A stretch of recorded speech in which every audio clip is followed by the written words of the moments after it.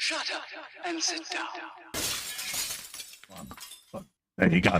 I didn't get the black screen. Ha ha ha ha. Hello, folks. Hello, folks. Yes, it's that time of the week, just when you thought it was safe to go outside. Batman and Dobbin are on your screen. Yes, folks, it is. It is us two pilchards for your delectable Friday frolic, fun times and frivolities and all of that. Yes. Festivities. Welcome to Festa 67's workshop and the guru himself. Sitting here for a couple of hours. Talky, buildy, and just generally putting the world to rights with our inane drivel. Making no sense whatsoever. Absolutely. The usual. If you'd like to help keep this alive and keep it going, you've got it written on the screen there, but I'll say it anyway. I've gotten used to it now. You can head over to patreon.com/Festa67's workshop, or click the join button below, or the $sign to leave a super chat. All goes in a pot, pays for all of this wonderful software. Yes, folks. And also, the Patreon and joining the channel gets you access to the Zoom 24/7 hangout as well, folks. Yes. Right, let's have a quick gander to see who's in the chat. If you can let me know audio and video, that would be immensely grateful. It looks like it's going out all right because me meters are all buzzing. In the chat, we got Sprue and Glue says, "Hi, Colin and Fox. I'll be watching on the TV." Big telly. Hello, David. How you doing, mate? Lovely to see you in, mate. Fox saying, "Goodly Eves, little wigglers, prepare your looking eyes." Bill is in from LWM Modelling saying, "Good evening, Tide, on the eve of pre-next week intermission." I like that. Lord PJ of PJ Manor is in, says, "Bowling Colin Fox and the Garden Spiders and all you frolicking modelers in the chat." Morning, Peach. Hello, Page. Lovely to see you in, mate. I hope you're having a good time, mate. JC Bricks and Builds is in. Evening, Bowling Colin Fox and all in chat. Festa and Fox Hugs. Hello, James. Lovely you, Shania and Alicia. PJ says, "I up Brick Boy," as does Bill. PJ says audio and video 5 out of 5. Thank you very much, PJ. James says can see audio and hear all video. So he did there, mate. It's got to rub my eyes. They're burning, mate. Ooh. Oh, dear. Oh, dear. But that's the chat up to date, though, I think. So, yeah, if you're watching this and you're not in chat, make sure you do come and join the chat. Because it's good to hang out. We might ask you questions at the end, so, you need to make sure you're available. So pay attention throughout the show. There you go. It's not a free ride.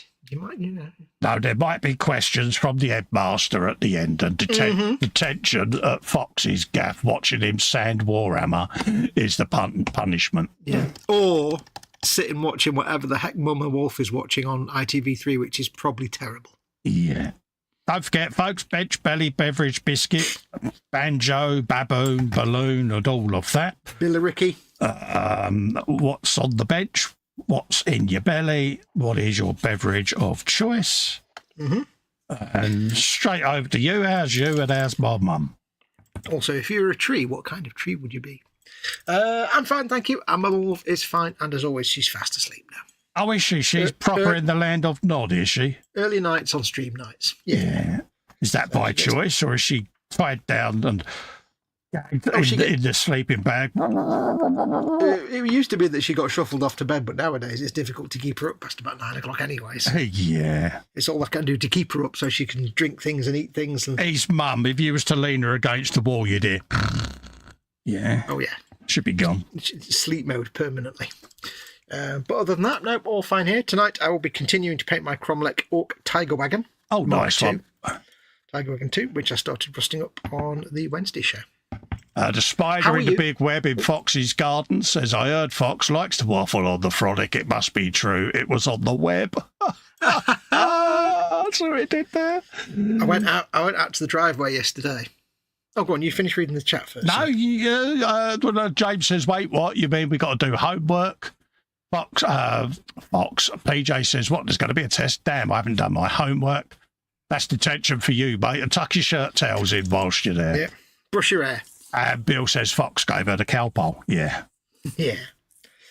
I went out onto the driveway yesterday because we had KFC the night before. Oh, well, the Mama Wolf had KFC and I just had the leftovers.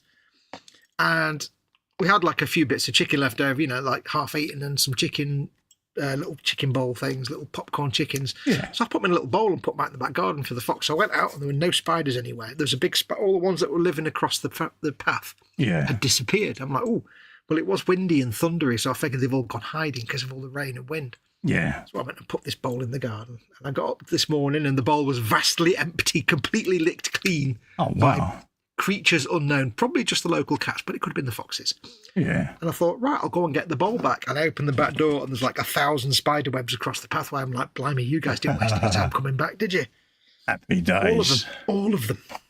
Bobbins is in, saying hello. Hello, Bobbins. How you doing?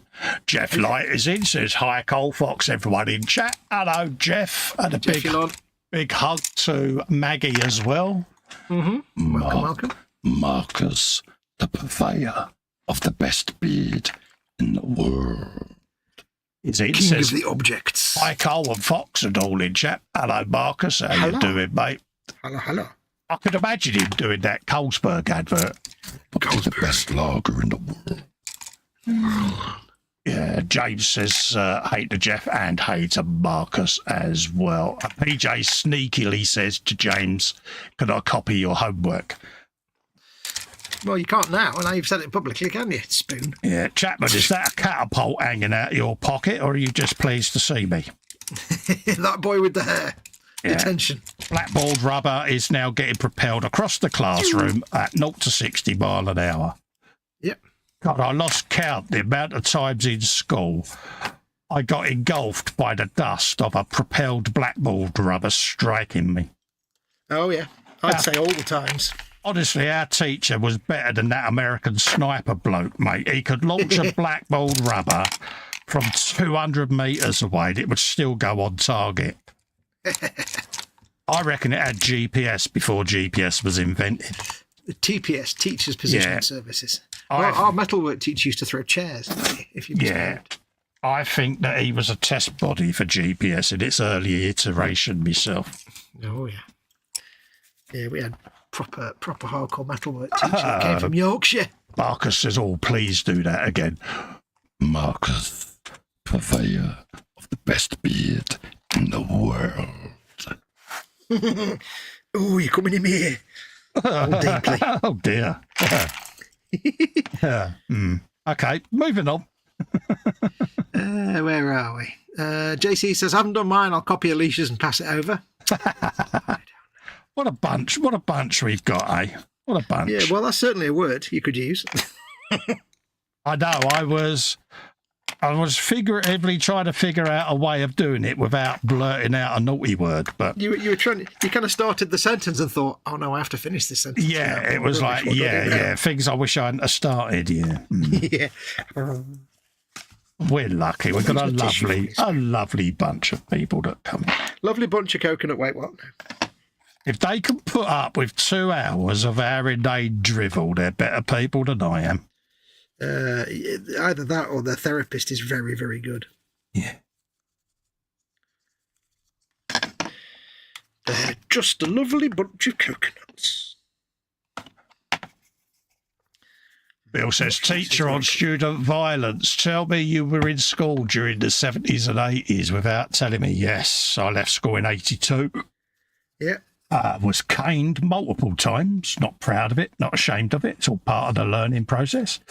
I used to try their patience. I had issues with authority as a young lad. You might have noticed. Mm-hmm. And I used to push the boundaries all the time just to see what I could get away with, because I couldn't get away with it at home. See, I got proper battered for me trouble otherwise. Yeah. So at school, I used to push the boundaries because, you know, getting the cane for me was better than a dry slap off the old man because, Yeah. So, it's one of them, isn't it? Mm-hmm. He used to try their patience and usually until it fitted. Yeah. So, I was a good boy at school. I never got the cane or anything. I can remember going home telling me Mum I got the cane, and I won't be telling you that again. Then I had the taste of that rather wet edge of that sodden tea towel in the corner of my mouth for many a day. Yeah, because 1970s mums, whatever they were doing, there was always a tea towel in the hand or available within reach. Mum's philosophy was don't bring trouble to the doorstep. We've got enough, thank you. Got enough going on. All right, Mum. All right, Mum. So, yeah. I want the teachers sticking their roaring. Yeah, all right. As we've gotten older, we kind of realise how rubbish it would have been to be our parents. Oh, yeah, especially in the 70s. But it was exciting in the 70s. You had the 3-day week. Scrumping was still a thing. Blackouts. And you still had derelict building sites where rebuilding was going on because obviously the country was still reeling from the cost of rationing of World War II. So you still had austerity was still there. Large areas and swathes of things being rebuilt and slums being torn down. And, you know, you would have, well, my uncle straight away would send us boys out with a barrow to get all the copper and lead and stuff like that because it was saleable in the scrapyard, see? So that was it. Lying around. It's a massive adventure playground, all of these derelict old factories and burnt out buildings and rubble. You know, you could find some treat, you know. And treasures to be found. I can remember Ronnie Isles going to get the band's rent for his daughter's wedding. He said, whilst I distract the vicar walking round, hop up on the roof and get the lead boy. Yeah, no worries. And they're walking around as we're rolling. Yeah. Bad, isn't it? Yeah, it's just the way we were. It was the way things were back then, you know. It was to go into ITV survival schools mode. Yeah. ITV schools and colleges mode. It's the way we used to live. Exactly, you know, but you never went without. There was always food on the table. There was always shoes on your feet. All right, they may have been odd shoes now and then. But somebody else's. You know, a bit of lino in the sole of your plimsoll because you had a hole in it, that sort of thing. You know? Duvets with sleeves. Yeah. He's got his arms down the sleeves of the eider-down. Yeah. But, yeah, eider-downs. Why were they called eider-downs? That's what Winnie used to call them, eider-downs. Because they used to be filled with down from an eider duck. Yeah. But, you know, she was from St. Reetham. Yeah. You know, but and I remember as well, I don't know why, but it seemed to be a thing that a lot of my friends' parents had these. They were, I can't really explain. It was like a throw. It wasn't a duvet. It was like a woolen throw, and they were usually pink or light blue. Yeah. And they had a kind of wavy texture. You could, like a raised wavy texture. Yeah. And everybody had the same ones. It's like, why have we all got the same, like...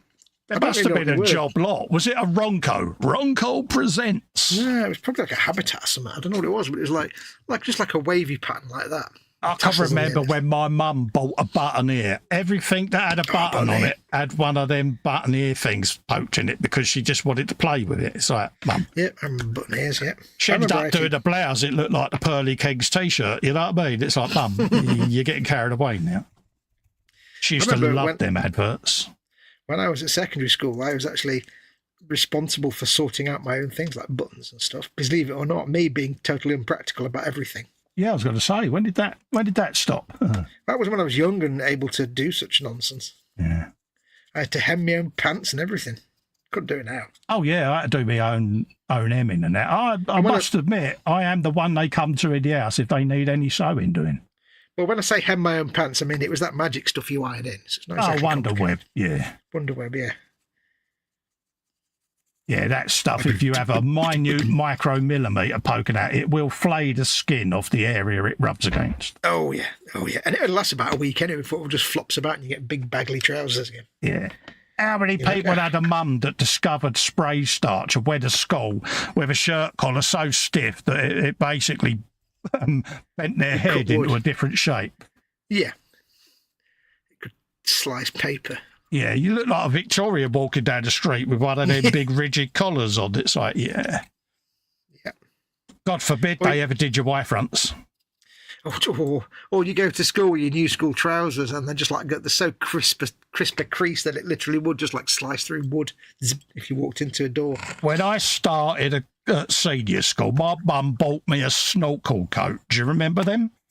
Is that like a Parker? Yeah, you zipped up the hood and it had this really long tube at the front with a fur around it. I always wanted one of those. She bought me this coat and she's like, it might be a bit big, but you'll grow into it. I took 3 steps before the coat moved. And when I was a 5th year, the coat was still too big for me.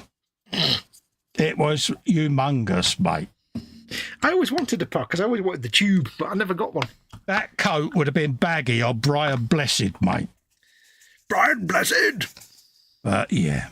And for many a year, it was the giggle. Do you remember that coat Mum got you? Yeah. That you couldn't get rid of I remember that coat. Well, that's the downside of clothes that were too big. It meant you were stuck with them for longer as well. You couldn't just get rid of them. However, it was your sports bag at school, folks, with all your textbooks in it, because, I always remember, right, because when you started the new year, you had no textbooks, so you went to school with pretty much nothing. Yeah. In your bag was like your math set and whatever else. You had your pens and stuff, and that was it. Yeah. But when it was the end of the year, and you were going to either move to a different, because we had form teachers and stuff, either you'd move to a different form teacher, so you'd go to a different classroom in the new year. So at the end of the year, they'd say, right, you need to take everything home. Yeah. Take all your books and everything, because your desk used to have that. Yeah. And how many of you left it to the last day and then had like a 27-kilogram bag? Pretty much, yeah. 50 kilo that you had to heft. And you've got this little tiny plastic vinyl Adidas bag. Yeah. With like 1,000 textbooks in it that's just cutting through your shoulder. It's just, I remember that. Well, he was quite lucky at seniors, because once you had done your first year there, you got put into your tutor group for the final 4 years of your tenure. So you had the same tutor that you took your register first thing in the morning, but you would still have different lessons and different teachers teaching them lessons, because teachers left and came again. So you'd always have your new timetable day on day 1 of the new year. Yeah, that's it. And that was it then. That was you done for 12 months, unless a teacher got caught with another teacher and suddenly left because family reasons. Yeah. We used to have, you'd have a different form teacher first, second, third and fourth year. Yeah. And then in 5th year, so first to 5th year, first, second, third, fourth, 5th. Yeah. But then we also had 6th form, because it was you were at grammar school as well. Did it have 6th form? Yeah, 6th form, yeah. Yeah, so the 6th form, you had the same form tutor then for the 2 years. In 6th form. So you had a different form classroom for the first 5 years. Yeah, from the second year at seniors right to the very end, you just had the same tutor. I think we might have had first and second year, and then 3rd, 4th, and 5th was one. I can't remember. I remember 3rd, 4th, and 5th was one teacher. I'm not sure. You used to get your options in the 3rd year so that you could choose what subjects to drop. Mm-hmm. So, yeah. Were you O-levels or GCSE? Levels, if I remember rightly. We were the 2nd year to do GCSE. Yeah. I'm trying to think what it was. It was O-levels, A-levels. Yeah, we had O-levels, and then 6th form was A-levels, but we were GCSE we were the 2nd. Yeah. And it was funny because I remember distinctly after doing all my GCSEs at the end of it. Yeah. The end of the 5th year. And I sat there and I said to someone, I said, when we started off our 4th year and 5th year, the year before that did the first GCSEs, and there were students committing suicide and people getting depressed, and there was all these trauma and carnage, and I was like, it wasn't that bad. No. It was you just did a bit of homework and a bit of coursework, and that was it. Absolutely. Just quickly catch up with... I hated school, though. Catch up with chat. Jeff says, what? Only 2 hours, Cole? Yeah, see how I am after 2 hours, mate. Because of... Jamesy Boys in says, I Festa Foxx all in chat. PJ says, Jeff, the nasty teacher, Mr. Fox, is giving homework. What an utter and complete. Yeah, didn't mean it, sir. Now, I never said it was me giving the homework out, did I? Not specifically. Yeah. Jamesy Boys saying hello to Jeff and everyone else. Bill says, spam fritters and Finder's crispy pancakes. We ate like kings. School apple crumble and custard. Do you remember that school black currant tart that had the lattice pattern on the top? Yeah, I remember them. Go on. Yeah, I was just trying to do the chat, mate. Bill says clues in the name. PJ says can't do the homework because, well, James might eat it again. Dorcosaurus is in. I wanted to acknowledge Dorcosaurus been in as well because, yeah. And he says, hello, Colin Fox, wonderful people in Chatland. Dinner is served, cheeseburgers and onion rings. Come and get it. Everyone said hello to William. Jeff says, only 27 kg, Fox, you lightweight. James is saying hello to Dorcosaurus. Yeah, I just wanted to catch up with chat. Carry on, dear. It probably was a lot more than 27 kilogram, but then we were like tiny children. So. Yeah, them like blackcurrant lattice tart things. They were so nice. Yeah. School beef and onion pie. Do you remember the pink sponge pudding, the pink school custard? Oh, yeah. Do you remember the green school custard, the mint flavoured one? Yeah. Oh, yeah, with the sprinkles on it. Yeah. And do you remember, this is why I always get confused with white sauce, they had a white custard. It was kind of a sort of vanilla flavour. Yeah. And I used to love that stuff. And I always get it confused with white sauce, and I never found out what it was. Do you remember semolina? I used to love it. With Semolina and jam. Big dollop. Gold rice pudding with the big thick skin on the corner. Oh yeah, yeah. And I when I was little, I never knew the difference between semolina, tapioca, and rice pudding. I just liked them. Yeah, they was all, straight in about faults. Yep. What else was that? I used to love school dinner. I used to love school cabbage. I don't know why. Yeah. But our school was quite strict because you didn't get your pudding at the same time you got your dinner. You would go up for your second sitting, which was your dessert. But if you hadn't eaten all your dinner, you didn't get a dessert. Mm. Well, we used to have that was how our primary school worked. You'd go to the thing and get your meal. Yeah. Secondary school was more like a canteen. You'd walk in and you'd pick what you wanted and get your tray. And oh no, we was still at the walk along the procession line with your tray, and they would dollop it all on, And well, they do that there, but we had, with ours, you could pick stuff then to go pay for it at the till and stuff. Yeah. Oh no, we didn't have that. It was like a percent because you had dinner tickets still. All right. So yours was still the meal was decided for you. I've got you. Pretty much, yeah. It was a bit like being banged up, really. You got a dollop of everything and just liked it. You know what I mean? Yeah. That's what we had. You go, oh, can I have that bit? Choose. Who told you could choose? You get what you're given, pal. If you don't like it, no pudding, and that was it. Straight away, they would hold you to ransom for the pudding. See, my favourites at secondary school were, I always, if there was nothing else I wanted, I'd have like sausage, chips, and beans, which are basically two nice sausages. They managed to cook the sausages, but they were still pink and squishy. Yeah. But they were fully cooked. But they were really nice. So 2 of them, beans and chips. That was my main dinner. And then what you do is you go in, you get your food, sit down, pay for it, sit down, eat it, go out, hang out for a bit longer, and then you come back in about 10 minutes before the end of lunch, and you get like a steak sandwich, which is just a bap with a slice of crappy steak, like processed meat in it. The smell tastes a bit like. They were so nice though. I always knew you liked baps. So I did. Baps. I'm a bit of a bap man. And the steak sandwiches. I've no idea what the meat actually was, but it's very nice. It was literally just bun, butter. I wouldn't know how they do it. How they do it at school now. School dinners is still a thing, but yeah, I think they're more like little restaurants now. You used to have the ticketing system where you got issued there was 10 tickets. You got a green and a blue. Green for dinner, blue for pudding, and that was it. If you lost them, you was hungry. That's simple.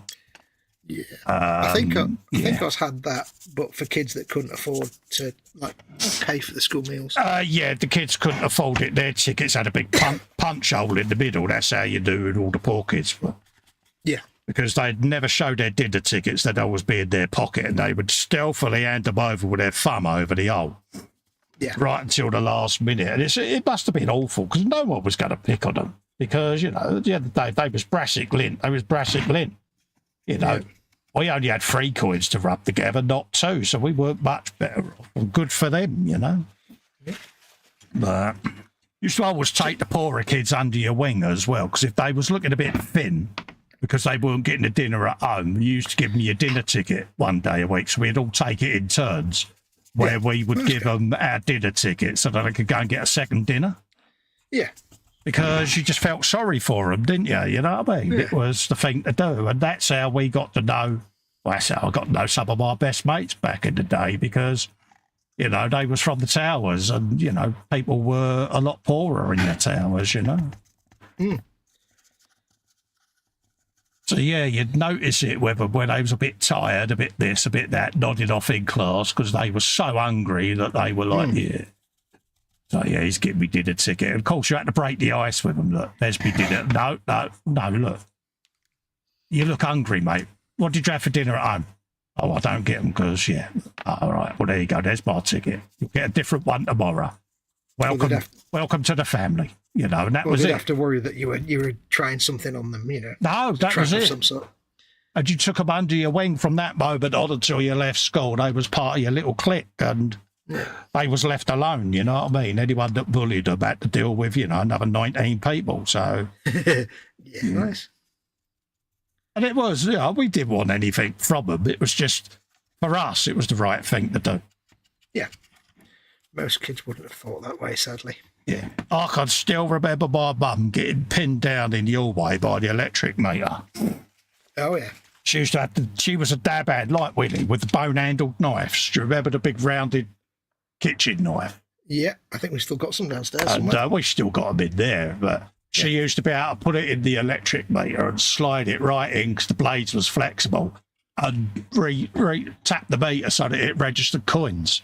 And she did it once too often, and where she was pulling on it while she was doing it, the whole thing came off the wall. Oh, no. And you just crashing, because obviously you had your meter boxes back then full up with coin, because houses used to get done over back in the day to raid the meter cupboards, you know. Yeah. And it was a big thing where we were from, and the only way they stopped it in the end was with quarterly electric meters and the key cards when they came in, you know. But back then, where the meter readers were coming around less and less frequent, they used to fit you this extended meter box, which was basically a long L shape that took up practically the whole bottom of the meter cupboard for free space.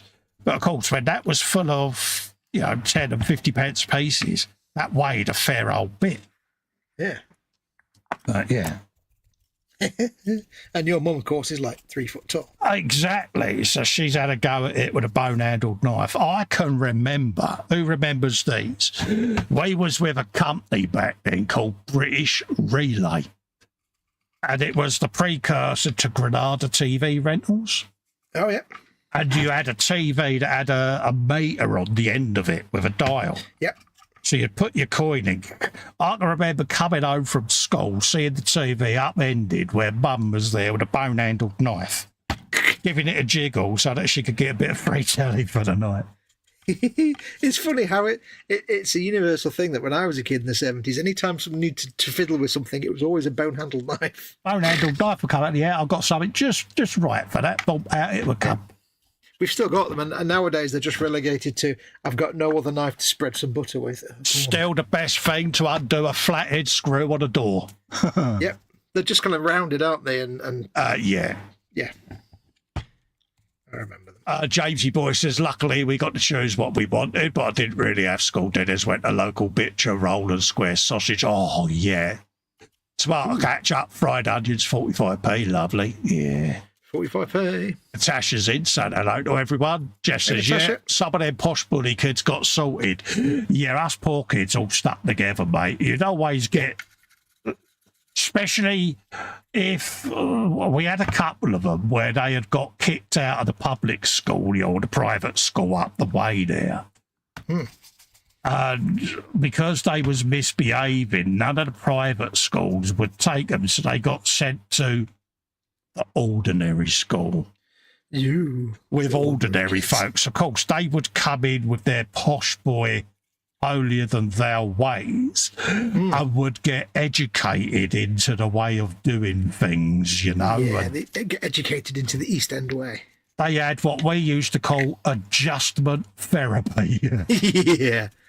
Plum removal. Yeah, and it was quite a leveler because, you know, you would see it in them, you know, they would turn up in their old private school blazer. And it's like, that was a bad move straight away, because anyone in a blazer back then used to be hung from the staircase by the back end of their blazer. Yeah. You know, and you'd look them on the post and they would be suspended as if they was on a coat hanger.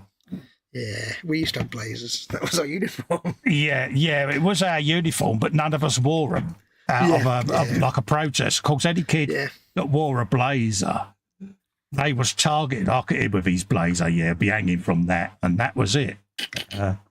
Like a crucifixion by Bannister, it was. Yeah, we never had a choice with ours. You had to wear the blazer. But, tie. They'd get educated into the error of their ways. But don't forget, our school wasn't half and half. It was half grammar, half reform. Yeah. So, the naughty boys would move from that side of the school to that side. And you would be, not that I would notice, but you would be walked with your previous lessons teacher to your next lesson and signed for like a piece of mail. And that was it. That was your punishment, because you was now classed as a reform pupil, because you wasn't. Couldn't be trusted. You needed reforming, basically. Yeah. Bearing in mind this was still the generation of ball stalls and things like that. You know, so you had the short, sharp shock treatment in ball stall, but you also had it in reform school, because they would basically smack it out of you or thump it out of you, to try to stop you ending up in the system, so to speak. Our grammar school was, it was kind of, if you've read the Nigel Molesworth books, right, Down with School and How to Be Top and things like that, that goes kind of set in the 1950s. It was kind of, you got the impression that the school had always been like a 1950s grammar school, classically. Oh, right, yeah. But this was the 1980s, and it was still trying to cling to that a little bit, but it was kind of slightly more modern. So it was like a 1950s grammar school, but with a 1960s science lab. Yeah. And so it was full of modern 1980s kids, but all the teachers still had the long black gowns. And we had gowns. The teachers had the gowns. Yeah. It was... Headmaster had the old mitre bald on his head, Yeah, exactly. And all the teachers, all the top teachers, like the headmaster and deputy head and that lot, they were all like thousands of years old and straight out of Nigel Molesworth. Yeah. There were some of the younger teachers, like the geology teacher and the physics teacher. They were all like young, upward and coming teachers in their 30s and maybe 40s. Yeah. I still remember Egghead, our headmaster, used to launch himself down the corridor like Snape out of Harry Potter. It's like... Oof. But he had this presence about him, but he just used to frog march down the hallway, and God forbid you ever got in his way, because you would be straight off your feet. See, we had a headmaster, well, just before I left it changed, but the headmaster we had was like 1 billion years old. Yeah. And he really was like this tall, sort of old grey guy. He was like, it wasn't scary at all. It was just completely ineffectual, if anything else. Yeah. Probably had a DC or whatever the medal was, the private thing. And then the headmaster was basically like, our deputy headmaster was basically like Brian Blessed. It was great. He was half the age and literally Brian Blessed. Yeah, Egghead was of that generation where he was coming towards his retirement.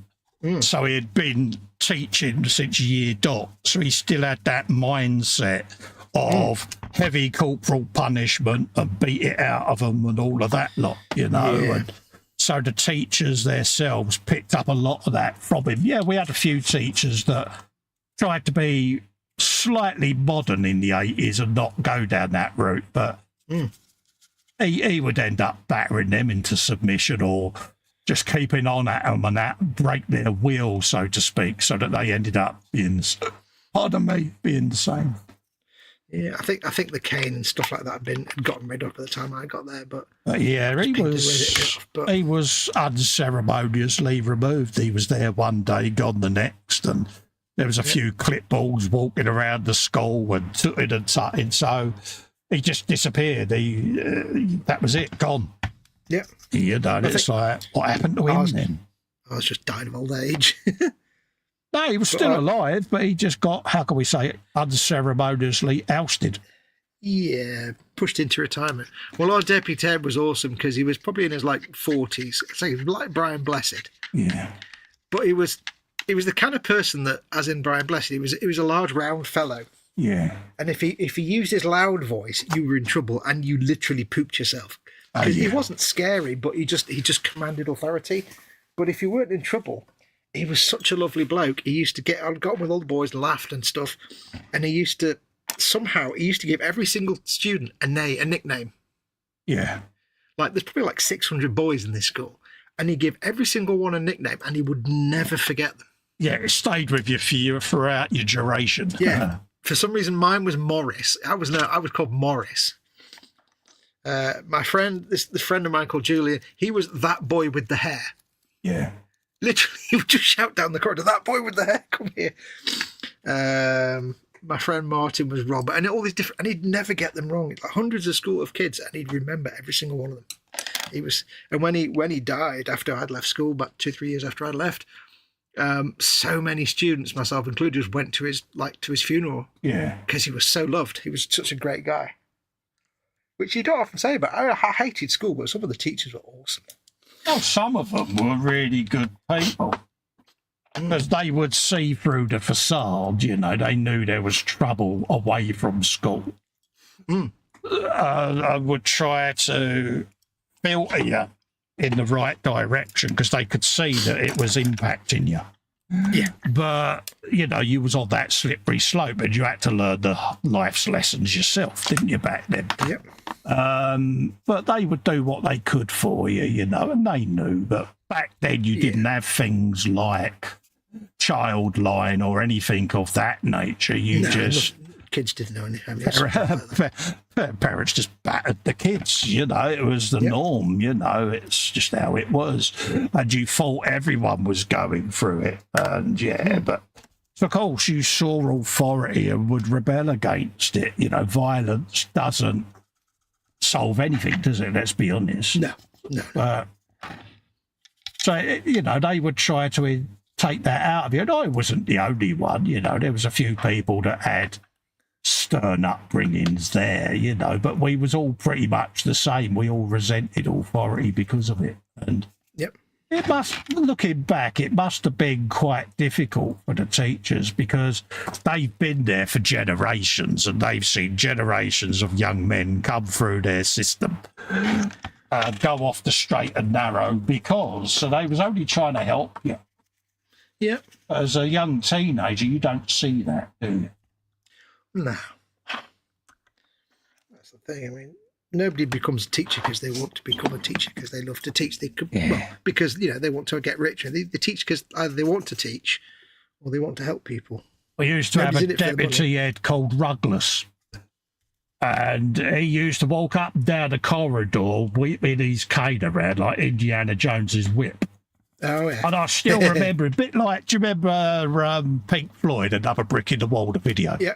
And it's got the old grey-haired teacher there waving his cane around, flailing his arms. That's what he was like, Magnus Pike waving a cane. And that's all he did all day was walk up and down the corridors flailing that cane around. And nowadays people will probably think, oh, he's having a bit of a turn, bless him. But yeah. I still remember them sort of characters. The teachers all had a character about them. But you respected them even though you saw them as the enemy. But you still respected what they stood for. Yeah. Reluctantly, don't get me wrong. Because, you knew you were there and there's nothing you could do about it, so you just had to go with it. None of us like doing as they're told, but you still respected what they was trying to do for you. Yeah. Bill says, amazing how the dodgy life hacks made the rounds and were known by anyone 20 years before the internet was an idea. Exactly. Natasha's saying, I hope everyone is doing all right. Jamesy Boy hated blazers, says he never wore one, and if they had tried, I knew I wouldn't be there. Exactly. Jeff Light says, retire or else. Yeah, I think he was unceremoniously removed because of the brutal regime. And it was off that time where caning was getting phased out. And, he did like dishing out the cane, if he didn't draw blood, he'd start again, So he was quite brutal. That was a extinct by that, getting to extinct by that point, wasn't it? Yeah, I had 6 of the best on the palms, the back of the hands, and across the buttocks. And Yes. my mum went absolutely ballistic when I got 6 of the best in the knee ditches on my legs, because that is an excruciatingly painful area. And he knew that, and he went for it. And that's the only time I remember my mum getting physical with him. She just went up and launched herself at him, hands round the throat. And yeah. Rightly so. Because it was too far, and I wasn't the only one that he had done that to. So I think perhaps people had had enough of it. I know several teachers were very shocked when Strickland was, when I went for PE and he saw the backs of my legs. He's like, really? Again? And he looked at me and he said, don't worry. He said, it'll get sorted. But the teachers began to feel uncomfortable. Yeah. Marcus is off to bed. Take care, all. He says, don't forget to like and subscribe. Take care, Marcus. Bill says, I'm proud of myself. I bought one of those electric tennis racket fly sutters, and I've resisted touching it with my tongue for 3 days. Do it with a spoon in your mouth. You're gonna touch it with your tongue. You can't get around it. It's gonna happen. You can't help it, mate. I actually put paper clips on it to see if I could make them dance. Jamesy Boy says, me and school had an understanding. I didn't like it and it left me alone. Funny enough, I was no star pupil. I talked to me mate more than listening in class, yet the teachers loved me. Connor says goodbye to Marcus. Hello, Connor. I hope you're doing all right, mate. Yeah, I had a love-hate relationship and stopped going in 1982, a year before I should have left. But they just said, look, just come in for your exams. That's all you need to do. Yeah. Because you got disruptive, didn't you? And, you know, they said, look, just come in for your exams so that we can tick the paperwork that you've done it the rest of the time. And I was on the building site. I'll carry him. You know, and it was... You were getting a different kind of education. Well, yeah, because you go on a building site with a school attitude and you soon get put in your place by... burly bricklayers. So for me, and Ronnie Isles, who set it up, said it was the best life lesson he could have gave me. Ronnie Isles was me step uncle, basically. He was the father figure in me life, basically, who taught me love, loyalty, respect, and all of the old school ways. But he had his hands full, but he bunged me in the building site down the way from the scrapyard. I got an education there, you know what I mean? And that was it. And that was the best thing that ever happened to me, to be honest with you. Yep. Except now that whenever something needs to happen with a wall, your missus is like, right? Oh, yeah. Don't like a bit of brick cobbling. Don't like a bit of cobbled wall. You and your cobbles. Yeah. You don't be putting pictures of your cobbles on the internet, not unless you're charging. I'd carry him for free East End bricklayers. It's like, yeah. You didn't have time to stand around. No. But it was right. It was the right thing to do. You're the right thing to do. Yeah. No, I was... went through my GCSEs, went through my A-levels. I'll tell you what. Talking of that. Have you ever had... I'm sure everybody gets this dream where they're dreaming, and it's like, in my case, it's A-levels. Oh, right. I'm at school, and I'm like, oh, God, I've got, it's only a week to my A-levels, and then I'll be free forever. I'll be free, and then it's like that kind of stress. I've got my A-level. I'm stressing out because I'm doing my A-level exams in a week, but also, once I've done them, I'm free. And I've had that dream for so many years, and for the first time, about a week ago, I was in the dream and I had that thought, and then I went, hang on a minute. I did my A-levels 40 years ago. Yeah. I'm free. Why am I in school? And after that, since then, I've not had that dream. We all looked forward to leaving school thinking it was going to be a big celebrated thing, and it was such an anticlimax, just walking out the gate like a normal day. And no one that walked past you knew that you had just left school, even though you thought the whole world did. I didn't have anybody's message or name written on my shirt, anything like that. Nobody, because I wasn't in that crowd, you see. So nobody wrote their name on my shirt. I got home. I took my blazer. Well, not my blazer, no, because it was 6th form, I didn't have a blazer. I took my shirt, all my white shirts and my school tie, because that was the only uniform you had to wear was a school tie. And I put them in the incinerator and burned the crap out of them. Yeah, mine had the burning snake treatment, lighter fuel. Oh, yeah. Yep. Yeah, I was like, burn all the shirts and stuff. I didn't know white cotton shirts could burn that. And it's, oh, wait, it's polyester, isn't it? Oh, yeah. Yeah. Oh, yeah, them old school ties used to go up like a 1970s settee, mate. Yeah, I think I've still got one of them somewhere. Yeah, no, but... Obviously, I'm not going to show it on camera, but... Yeah, when we were in sixth form, it was basically the uniform was school tie, and then you can wear a sport jacket or blazer or whatever you want. Just there's no, if it's any nice suit jacket, basically, trousers, and nice shoes, and a shirt, but you had to wear the tie.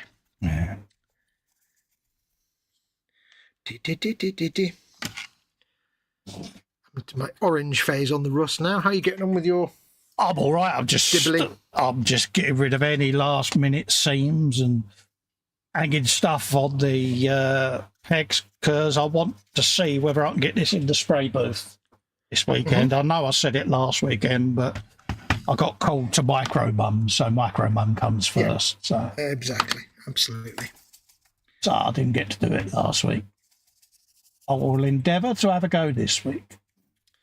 Yep, it's like, folks, we love you, but our family comes first. Oh, yeah, bless her. And Micro Mum says hello, by the way.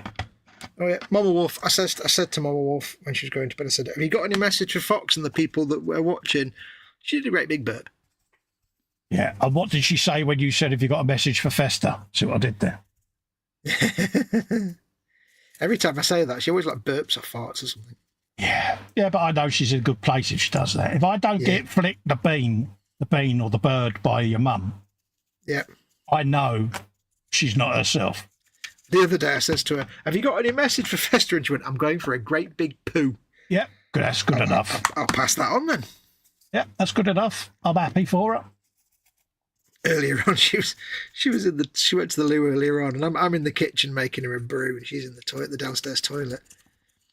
And all I can hear is, get off, go away, go on, bugger off, get off, get off. I'm like, what are you doing? She went, there's something flying in here. She's like, some little fly was in there, a little fruit fly or something. She's driving her nuts, cursing and swearing at it. I said, well, if you weren't so smelly, she went, just shut up. Yeah, my mum got her carer the other day. Mm-hmm. She couldn't give us a hand, couldn't lift my arm up, could you? She lifted her arm up and my mum let one of the worst wet bath mat farts go. Said, you'll get used to that, love. Carer's like, I did not expect that. This tiny little lovely looking lady. I went, she ain't no lady, love. Yeah, you'll learn that's not the case. I said, good for you. I said, you've only on your third day. She obviously likes you, love, because she'd never do that if she didn't like you. Yep. And I said, yes. And she does. She gets on really well with that one. When she's not there, she misses her. Oh, well, my usual carer today was her day off, Mum. She's got to have a day off now. It's like when Mum went in hospital the first time about 4 years ago, and they gave her the carers for like a month after discharge. Yeah. After much protestation. And she hated every minute of it except one specific carer. Yeah. Who I think was she Spanish or from Portugal or somewhere? I don't know. Yeah. But she used to come and say, my lady. Yeah. And she said, I liked her. I can't remember what her name was now, but she remembers her name to this day, and she doesn't remember anything normally. No. Oh. So she remembers her. So you made a good impression if she remembers you. Jeff says, I'd like to meet both your mums. There you go, Jeff. There's my little micro mum. We got matching walking sticks. But yeah, that was taken a while back. She's not in a good place nowadays, bless her. Let's see if I can find a picture of Mama Wolf on my phone. Hang on. She still looks like she's been 10 rounds with Tyson. Oh, Mum's got a load of bruises at the minute. Yeah, as I told you, didn't I? When she had her fall, she had busted her nose, cheekbone, and all of that. Oh, you sent me a picture, yeah, and it was like, ooh, poor thing. Yeah, she's not well, you know. There's a few people that know what's going on, but I'll send her your regards, Jeff, but she's not a well lady nowadays. Connor says, unfortunately, I'm living that dream at the moment. Fox, Bill one's going to wait for his next atrial fibrillation attack to save me a trip. Yeah, that should restart you, mate. Better than any defibrillator, mate. Fibularity. Yeah. James, he says, I never caused my teacher's hassle or disrupted the rest of the class. I left early for college. Had to get schools okay to go. He said, teacher who had to give okay looked at me, then the form, signed it and walked out. Not a word was said. She knew that if she hadn't signed it, I wouldn't have been back anyways. And Jeff was saying he'd like to meet our mums. Here's one from when she was in hospital at the time, and I said, right, Mum, have you got a message for Festa? And that's what she did. Yeah. But that would quickly follow by... yeah, sounds about right. Yeah. Bless her. But, I remember to take my phone out of its holder this time so you didn't see all my bank cards.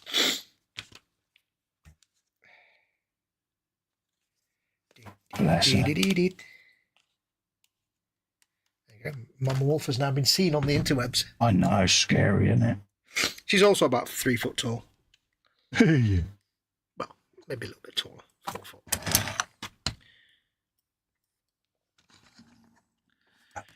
I can always remember my mum once saying I'd love to have been 5 foot. Bless her.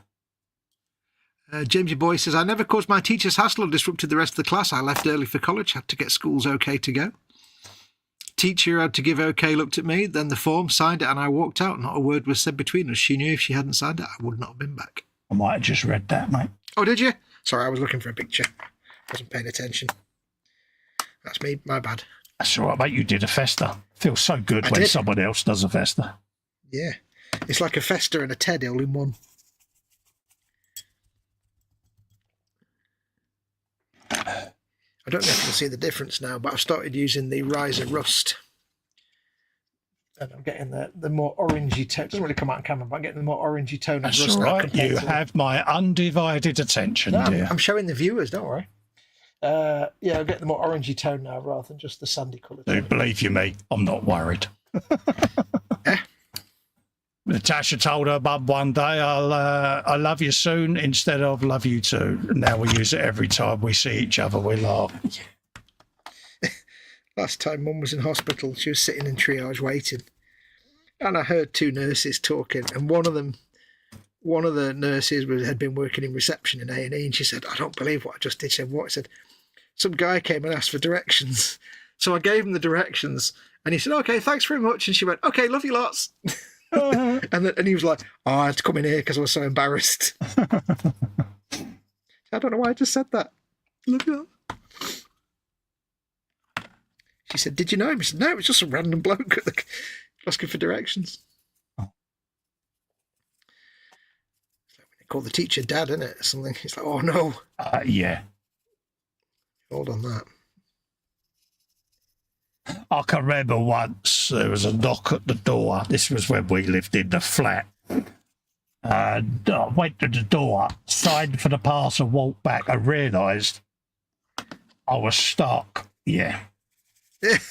Because literally I'd come straight out the bathroom, toothbrushing about. Yeah, no worries, mate. I walked back and H was in bits. And I'm like, what are you laughing at? And she went, turned around, looked in the mirror. Oh, no, I was so mortified. I said, oh, well, just as well they didn't have that thing back then when they had to take a photograph of the delivery. Yeah. Because everyone and their dog would have seen Festa's brooch and earrings on the delivery photo, and it's like... So, yeah. Only you. Oh, mate, we have all got cringe moments, haven't we? Oh, yeah. You know, we've all done I know stuff. I've got them, I just can't think of any off the top of my head. I've done the obligatory run down the thing into the patio door. Yep. And stack it. I remember running up there. We used to have our local sort of bus depot had a walkway, a bridge that went across the main road down the other side. Yeah. And you go up some stairs through a glass door and across the bridge and into the bus depot. Yeah. And I was running up the steps I was about to miss my bus. So I was running up the steps and I was about 10 or 11. Yeah. And at the top of the steps were some like cool 15-year-olds. Yeah. And I was like, oh, I've got to be cool. Can't be a dick. Ran straight into the glass door. Clank. And they were like, "Ah!" I was like, "I feel such." I just had to slink off and die in a corner for a bit. So I was trying to be cool and not embarrass myself in front of the cool kids. Yeah. I can remember falling down the stairs on a Route Master double-decker bus, and as I hit the bottom, I bounced and I landed bang on my feet. I just carried on walking, proper owned it, mate. Yeah, that's owning the foot. And people were like, "Oh, nice one." Like, even the conductor was like, "Mate, well recovered." And I was like, yeah, never do that again. "Yeah." He's like 5.9. I went, "That's worthy of a 6." He went, "All right then." Yeah, I can remember one guy jumping off the bus straight round a bus post. Yeah, literally, because you used to hop on and off the Route Masters back in the day, and just had this resounding dink, and as he went spong. Yeah, that must have hurt. Oh, that would have. Yeah, we've all done the thing. We've all done the thing where you're walking along and you see some pretty girls at a bus stop, and you're like, you kind of get distracted and walk into the lamppost or the bus post. Yeah, we've all done that. It's when you used to see someone trip up a curb and then they would do that little skip as they was looking around to see where anyone had spotted them. You'd all be there going, "Right, mate." Yeah, we've all done that little skip. And then they would do the shoulder drop walk of realisation that everyone in their neighbourhood had seen it. Or that thing where you just walk along and you just literally stumble over your own feet. Oh, mate. And then you try and recover your gait and then you just... you lose it, don't you? You're like, "Oh, meant to do that. Yeah, that was meant to happen, honest. Played for that. Played for and won. Right. What have we got next? We got loads of little bits and bobs. Don't know what they are. A little bit of that. Pardon me. Steady now. All this dry brush is going to be hit. But that's the point. Right. Let's add a bit of small parts. Oh, we're going to have some spare rims there. Happy days. They'll be going on the dial. Spare rim. I mean, spare rib. See what he did there? I saw what he did. Hungry now. We've got camera in, aren't they? Dingus. Yeah. Jamesy boy went to primary school. First day, next day, Mum woke me up and said I had to go to school. And I said, is it okay? I went yesterday. Yeah. Done that thing where you got up for school, woke up thinking you were late, got up, got washed, got ready, got dressed and realised it was Saturday. Yeah, done that before. Yeah. I turned up at the school gates and it was school holiday. Yep. Oh, I've not done that. Yeah. I remember the first time I ever got the train at the local train station to my secondary school. This was before that local tram service and stuff, so it was literally a train. Yeah. And I hadn't, I don't think I'd actually gone, I'm not saying a place name, to my local town. Yeah. On the train at this point, because I usually the bus stop was just around the corner, so if ever I wanted to go into town, I'd just get the bus. Yeah. So this was my first time, using this train station by myself. Yeah. This poor little 13-year-old. I walked up and I said, because my dad had said, make sure you get a return ticket. So I said, "Hiya, I'd like a return, please. Where to?" "Well, back here." Yeah. And the guy just looked at me and I'm like, "I just said that, didn't I?" Yeah. Oh, yes.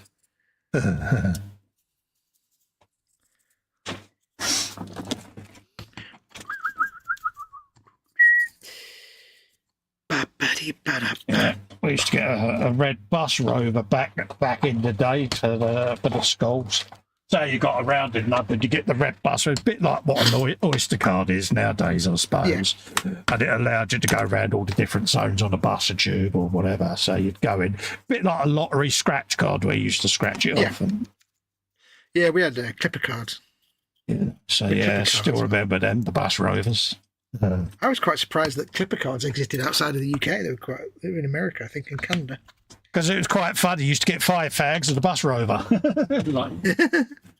They'd be going, "You old enough?" In your school time. Yes. Yeah. "Hello, mate. I'm old enough, honest." You and 2 mates in a trench coat on each other's shoulders. Yeah, mate, I'm a grown up. I don't know what. It was funny when your voice broke, you know what I mean? Because... Yeah. I'd like a grown-up packet of cigarettes, please, and a child's bus ticket. Oh. But it's quite funny. I was lucky because by the time of the third year of senior school, I had a full beard anyway. So Yeah. I was quite lucky like that. I grew a better beard than some of the teachers. So you could get away with it, you know. So your face hair grew fast, but your head hair vanished fast. Yeah, I had really long hair back in the day at school. But yeah. We have heard about the mullet. Yeah, the metal mullet. Nothing wrong with the metal mullet, mate. Is Metal Mullet worse than Metal Mickey? Or is there nothing worse than Metal Mickey? No, Metal Mickey's unique, mate. Nothing worse than him. I tried watching some Metal Mickey last year when we talked about it once. I thought, I remember myself and watch it. And, dear God, don't ever, just don't. I regretted my decision, let's just say that. Irene Handel, wasn't it, Metal Mickey? I don't know, but it was so sexist. I'm like, this is a kids' program? Oh. Yeah, it was bad, wasn't it? Oh, dear. And it was just terrible anyway, but it's like, I can't believe. Oh, dear. Mate, mine used to love Rent-A-Ghost. I hated that program. Rent-A-Ghost. I used to love Rent-A-Ghost. I could not abide it. Don't know why, I just didn't like it. I used to run out the room screaming if Grange Hill came on. Yeah. I just hate. I used to run out screaming. Not watching it. Yeah. I hated it with a vengeance. Why am I not surprised that you would run around screaming and flailing in your arms like a princess? Let me think. It's in my contract. Yeah. I am what I am, as the song says. So what he did there. I am what I am. Yeah, I used to love Rent-A-Ghost. When you think back, though, some of the kids' TV would never be allowed now, would it? Oh, God, no. Mind you, when you think about it, a lot of kids' TV now is 10 times as worse. It's just... Yeah, it's quite shocking, really, isn't it, when you think about some of the stuff that we had to watch that was fed down our tubes to us. But yeah, but it's like, you look at the stuff we used to get, and then you look at stuff like, I know this is going back 20 years now, but then you used to look at stuff like Teletubbies and be like, God, this is drivel. Our kids' TV was much better. Yeah, TV suddenly got dumbed right down, didn't it? Yeah, it's like we got Crystal Tips and Alistair, they got Teletubbies. Ooh. Yeah. Mind you, we did have Captain Pugwash, didn't we? Mm-hmm. Yeah, I remember that.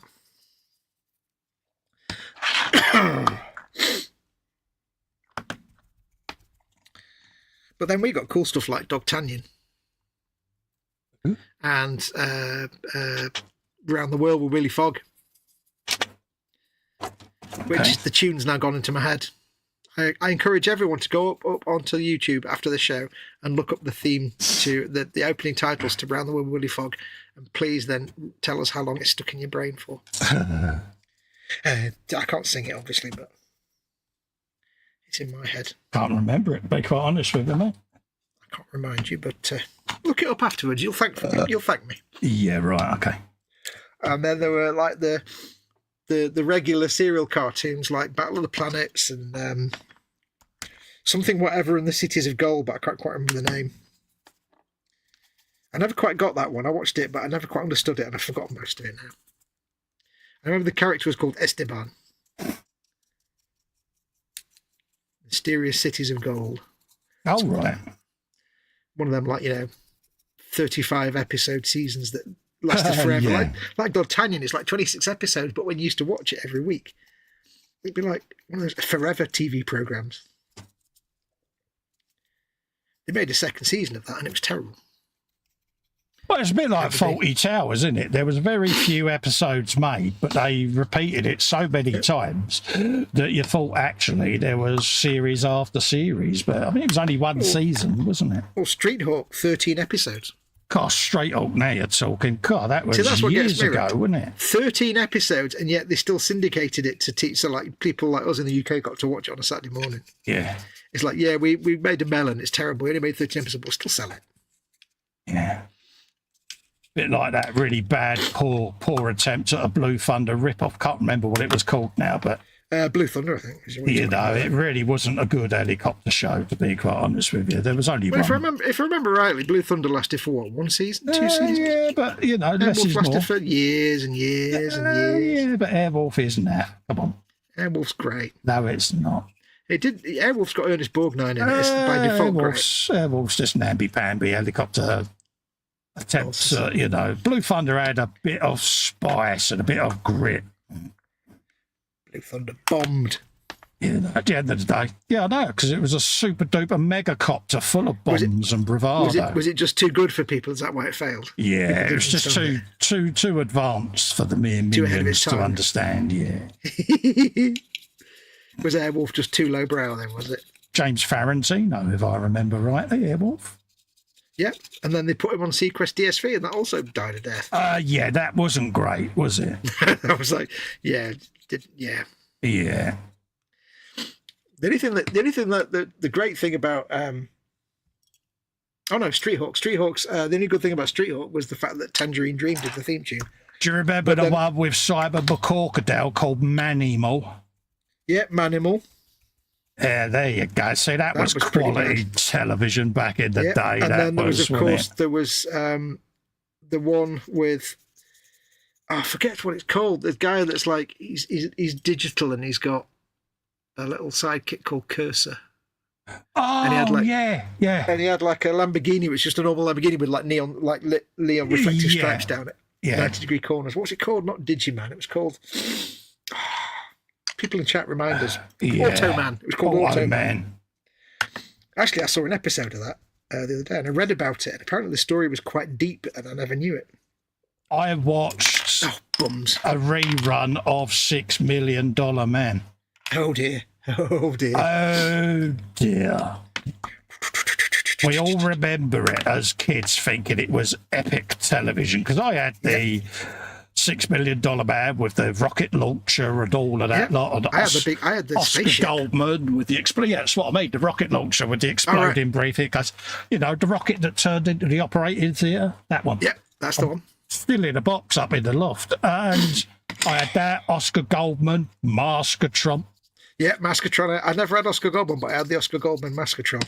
Yeah, my sister had the Bionic Woman doll. Yeah. Evil Knievel toys. Yeah, Evil Knievel. Do you remember the Pink Panther car with a big black plastic feed that used to feed down through the whizzer wheel and off it would go? I never had that. Yeah, had that. I had the Evil Knievel tour truck. Oh, right, yeah. Which is like aeroplane. a big... Yeah, I had a big square truck, and the sides were like thick vinyl, so you could pull them up. Yeah. And you get inside, and there's like a toolkit and stuff in a workshop. Oh, but right. what you could do is you could take the roof off and put it on the side at an angle so it'd be a ramp. Yeah. Jeff Light says, Blue Thunder was far better. I knew I liked you for a reason, Jeff. I knew I didn't. I knew there's a reason I didn't like Jeff. The more sophisticated young viewer preferred a bit of Blue Thunder. I don't know. I thought better of you, Jeff Light. Here he goes. I thought better of you. Yeah. Do you want to tell Maggie, Jeff, that Fox is arguing with you? Just saying, mate. I'm sure Maggie will correct him with the error of his ways. Don't you pull that one. I'm going to pull the Maggie card, mate. Don't make me get Anti-Winnie on you.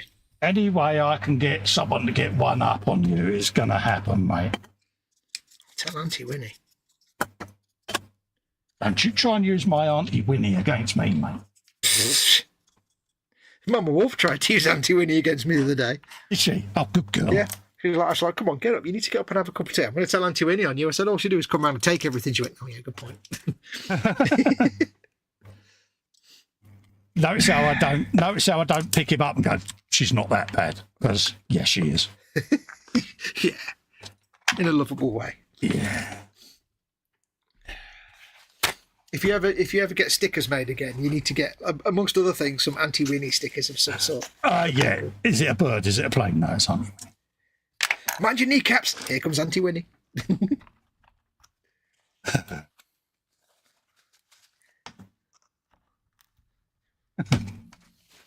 I've got the Street Hawk theme in my head now. It wasn't written for the series. It was Tangerine Dream. It was. It's called Le Parc.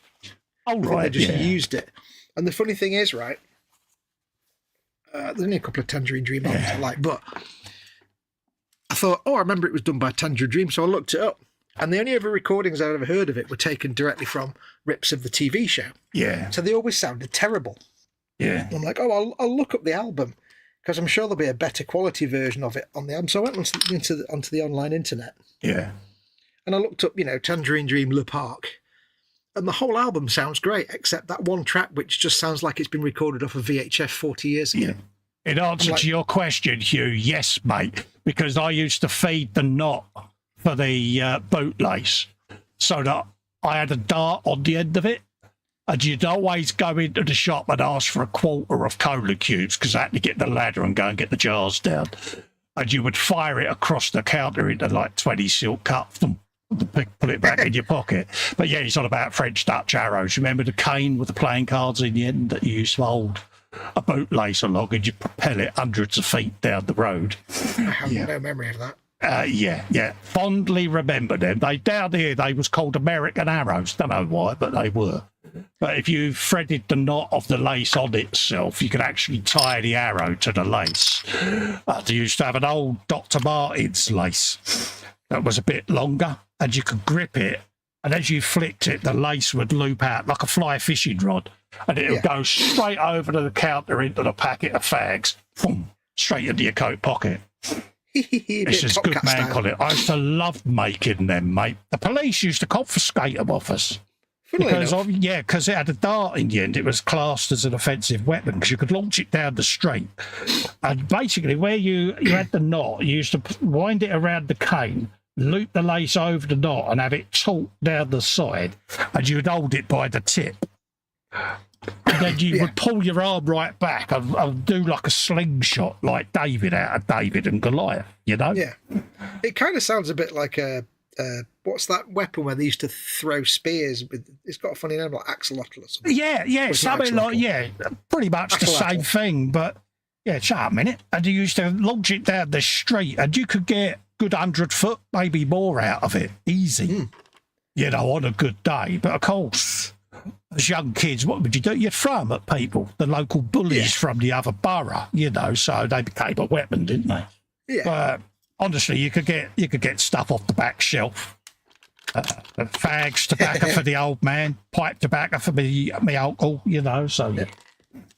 East End boys reinventing ancient Mesoamerican traditions. Yeah, but it's brilliant that Hugh had them because he's up in Scotland, you know what I mean? Yeah. So they was I've never heard of them. A universal thing, but yeah. Thanks for the memory, Hugh. Brings back memories today, mate. That reminds me, though.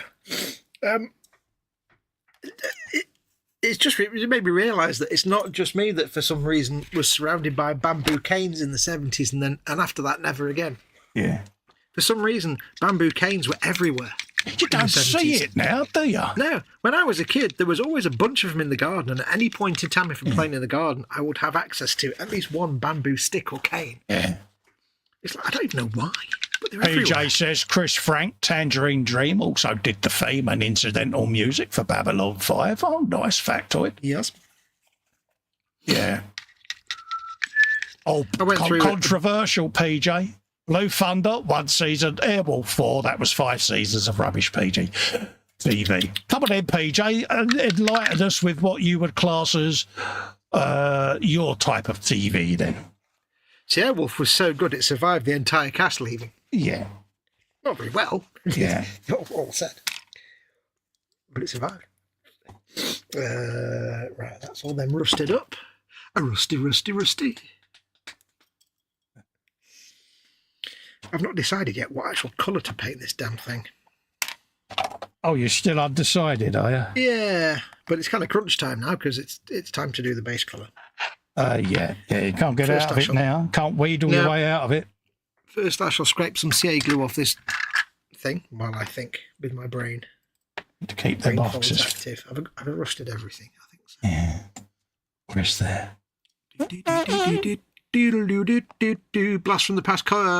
Blast from the past, Colin, could be adapted to suit any situation. Exactly, Hugh. You got me thinking now, but yeah. God, could you imagine it now, Hugh? Kids running around with them sort of things. Yeah, you'd be arrested. I mean, all right, nowadays they've just got a 9mm, but yeah. Yeah, or a knife. Jamesy Boy says, we have hundreds of bamboo canes in the shed. My dad was a gardener. Yeah. Wow. They're great if you've got a really, bushy and foliage-rich garden like ours, and you need to go from one end to the other, and you don't want to walk through spider webs. Just walk out. It's like being it's like walking like a blind man, but the stick's waving in the air, not waving on the ground.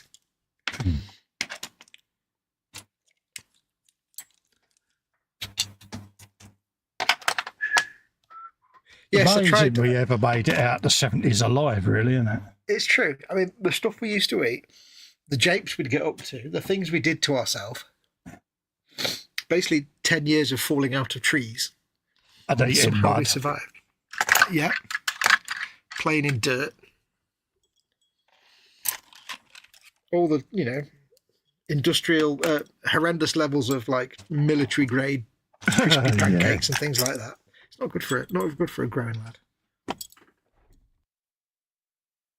And of course, we were the generation that always found forest porn. Yep, forest porn.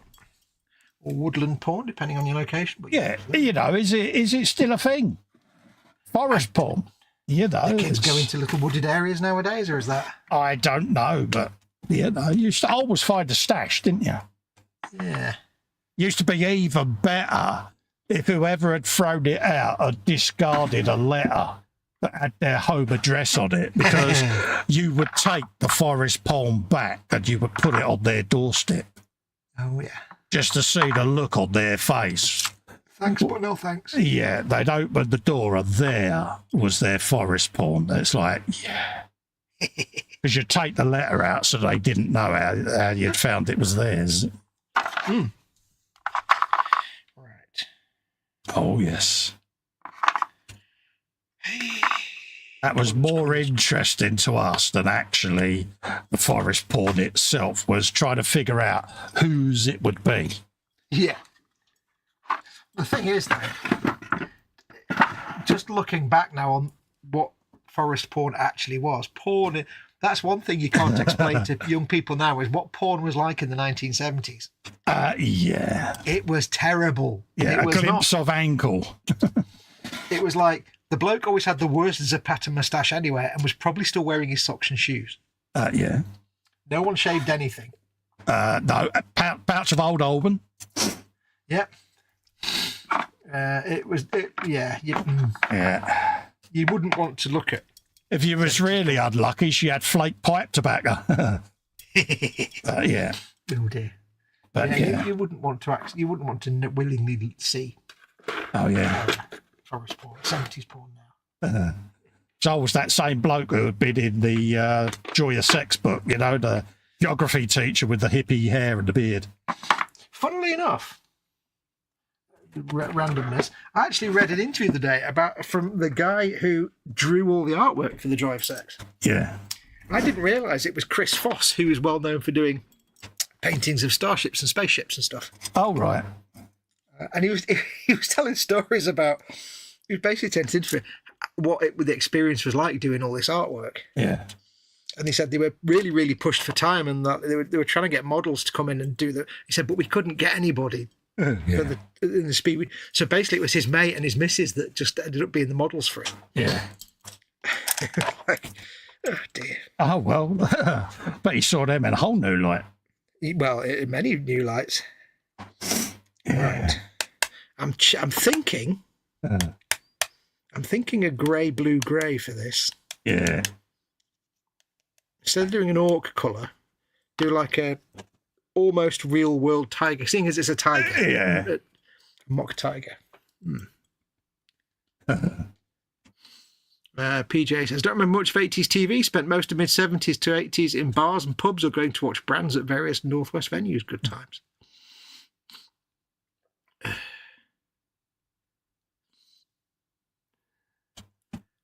Hugh Gordon says, universal form of what kids did before computers. Oh yeah. But simpler times back then, Hugh, wasn't it, mate? Yeah. If you wanted to see if your mate was around, you either phoned them on the telephone or you just knocked on the door and said, is David in? Is he playing out? Social media back there was going to the swings with your mates. Yep. Yep. Ross is in. Scale Model Ninja says, good morning, Colin and Fox, and all in chat. Hello, Ross. How you doing, mate? Hugh Gordon says, basically a sling with an arrow instead of a stone. Yeah. And Hugh Gordon says, you old hippie, PJ. Yeah. Right. That's it. Yes, I'm thinking of blue-grey for this. So I've got Dark Reaper or the Fang. Let me do a test on this dry board. Because I thought it's like a mock-up of a tiger, so let's paint it in like mock-up real colours rather than orc colours. That's why I'm buying tiger brown, so to speak, because it's what I'm doing by Ryefield tiger. So it's like, well, I thought about different orc clan colours. I'm like, nothing looked out at me. Let's do a test. I just thought, go on, carry on. No, go on. Carry on. You carry on, mate. That's how I was muttering to myself, getting a brush. So I stupidly thought I could get a word in then. I'll learn one day. You can. Go for it. No, it's all right, mate. I'm done now. You was on a roll, mate. Bless you. So how you been, Ross? What you been up to? Anything good, bad, indifferent? Hope you've been behaving yourself and all of it.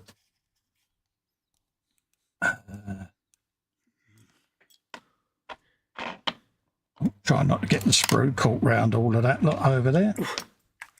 They won't all stay on this thing. I will use all the other ones. It's just convenient at the moment just to have the one, because otherwise my bench would end up filling up pretty rapidly. That looks like one of them racks that goes across the bath with your sponges in it. Yeah, once the show's done, I shall split them into colour codes, and I've got about half a dozen of these things that I've printed, but for the moment it's just easier to put them all on the one. But it's a bit thin. let's lock that off of there. Any other Dark Reaper? Dark Reaper. I am the Dark Reaper. I've got about 100 tins of it. Okay, let's put pots of it. Which one do I want? Or maybe I could do Dark Reaper and Cantor Blue. Started uni this week. I'm doing a foundation degree. I thought you was doing electrics. What are you doing now then? You're getting separate grants for all these courses, aren't you? He's got a Bentley outside now. Yeah. That's what he's doing. It's like, I can get a grant for that. Boom, train. Good for you, mate. He's got a grant for a degree in water juggling. Yes. Water juggling. Good for you, mate.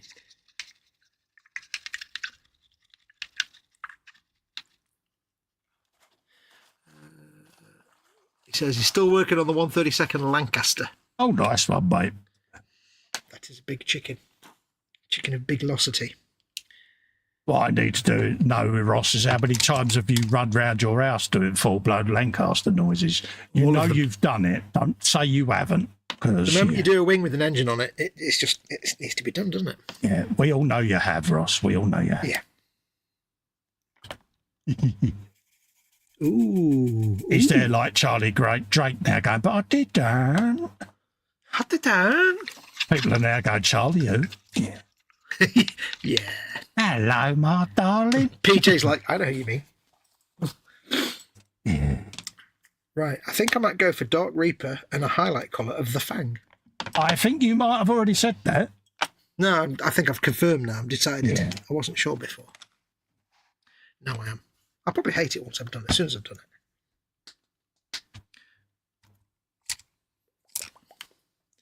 Dark Reaper. My dad's employer installed a telephone in the house, as by then he was doing maintenance in an old folks' home, and every second weekend was on 24-hour call-out, says the Jamesy boy. Oh, right, yeah. And I always remember me mum with the phone lock on the dial of the phone to stop us all from ringing our mates. It's like, yeah. Oh, yeah. And it's like, bless her. I tried. It was a plug-in phone. She used to bring the trim phone down from upstairs and just plug it in. Bless you, Mum. You tried, didn't you? Who remembers trim phones? I actually want a trim phone. I've seriously thought about getting a trim phone, apart from if you call anybody, you can't do the press 1 for this, press 2 for that. Yeah, the novelty would soon wear off once it starts doing its trim phone sound, you know. It would. I mean, we used to have a trim phone in this house for like most of my childhood. It was a trim phone. Yeah. Until like, we got a push button phone in the 80s. Yeah, we had good phones. Ours was that kind of sickly green, dark green colour. Yeah, two-tone green. Yeah. Loving the electricity green. And I have a strong memory of the little clear, transparent bleb on the end of the mouthpiece where the screw was. Yeah.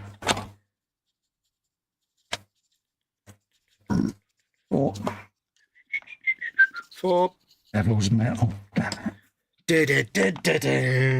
Festa's doing the suffering now. Yeah.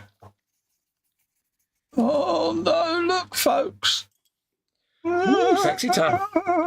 Oh dear, it's fell back into the box. How did that happen? Oh dear, it fell completely into a different dimension. Just when I was going to start it, it fell off. Damn it. Oh, like a day in Lamentations. How did that happen? How is that even a thing that happened? Surely that's not possible. Hugh says, I remember. Oh, I think you've read that one, didn't you? The house phone. Yes. Yeah. Who remembers the big going to the call boxes back in the day with your stack of coins? Yeah. That's if you could find one that had a receiver on it that hadn't been pulled off by the local YWOBBs. YWOBBs, God, there's a blast from the past. Then damn YWOBBers, hoodlums, ruffians. I always remember like going into the phone boxes and always wanting to try one of the numbers on the cards that was put in, and like, no, can't do that. Yeah. Never quite had the nerve to call those numbers. Yeah, fancy a good time, ring this number. You ring it, it was one of your mates' house number to be like, yeah. Because that's the thing when it used to play a gag on people and put, yeah. It's like, says fancy a good time if you got scale extra. Wait, what now? Yeah. You got the wrong number, love. Oh, sorry.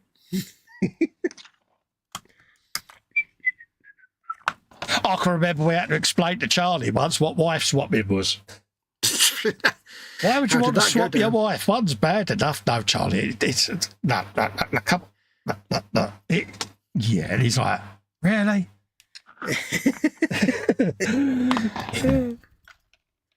Bless him. That is something you'd pay to see, that witness that conversation. Oh, mate, he was a ledge. I wish I'd met Charlie, I really do.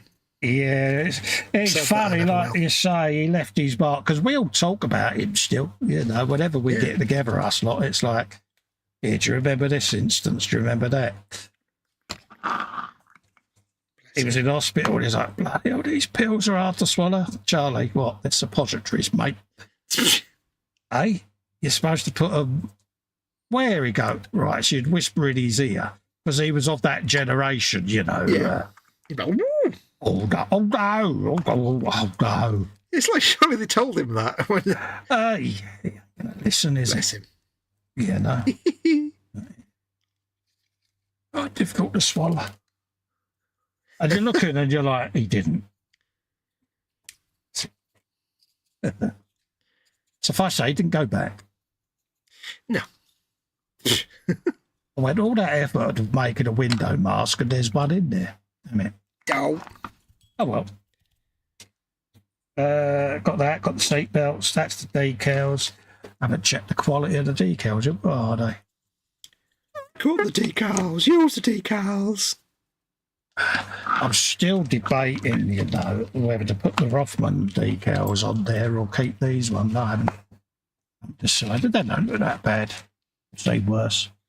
What's wrong with the Rothman ones? Well, they have Rothmans instead of racing because obviously cigarette advertising, wasn't it? Yeah, it's accurate to the thing, I suppose, though. But I'll have a look at some pictures, see which one I prefer. But yes. This was from the Lombard RAC of 1986. God. I showed you that picture, didn't I, of Micro Misses standing next to a Metro, and it gave you a perspective as to how tiny H is, didn't it? Because she looked properly like a 1/4 scale person standing next to a 24 scale car. It's like, which just makes it all the more impressive that she wears all the trousers in that house, and you have no choice. Yeah, I'm stupid. I think I'm going to argue with her. Yeah. You see her and you think, how does shit? It's like, no, she's totally in charge. Oh, she is, mate. I've got no problem saying that she's in charge, mate. No problem whatsoever. I said, like, I will write that down. Yeah, she is the boss, and well, she knows it. Still don't know what to do about these wheels, you know. You were going to print some, weren't you? Or you're not decided now? I'm not sure. I don't like them, if I'm honest, but I'll prime them up and all of that lot, but I need to go on Blender, I think. Blender. Fusion 360 and do some girl wheels. You're vastly unimpressed, aren't you? That's all right. I have an aunt called Brenda. Good classic names. Not as good as Edie and Winnie, though, you know what I mean? No. We had an Auntie Brenda that used to live across the road. Auntie Brenda and Uncle Cliff. They were actually related, but it was round here. It's like anybody older than you was auntie or uncle. Yeah, I was just about to say, was you the generation? Because we did. Everyone was Uncle Pete, Auntie Linda, Uncle this, and they weren't related. No. It was just respect, wasn't it? Yeah, older people. You treated them with the respect. Everyone was your granddad and your grandma. Yep. You know?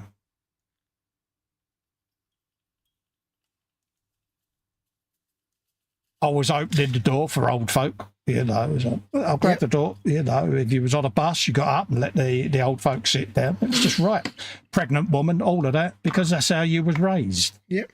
I am glad that I grew up in the era where there was always someone living on our avenue who was that classic three-piece thick woolen suit. Yeah. 1960s, like half-frame glasses. Yeah.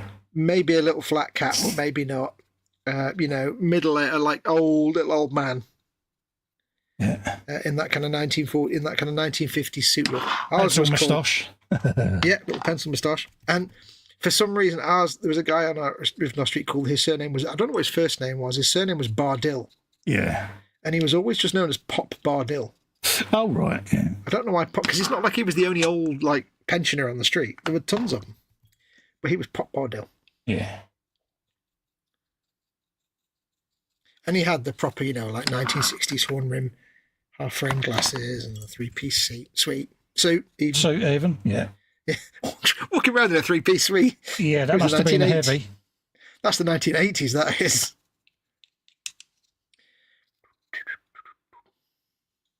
Good old names. Percy, Bernard, all of them names. Yeah, All gone, didn't they?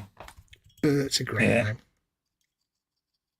Phyllis, they're all names you don't see now. Yeah. Prunella.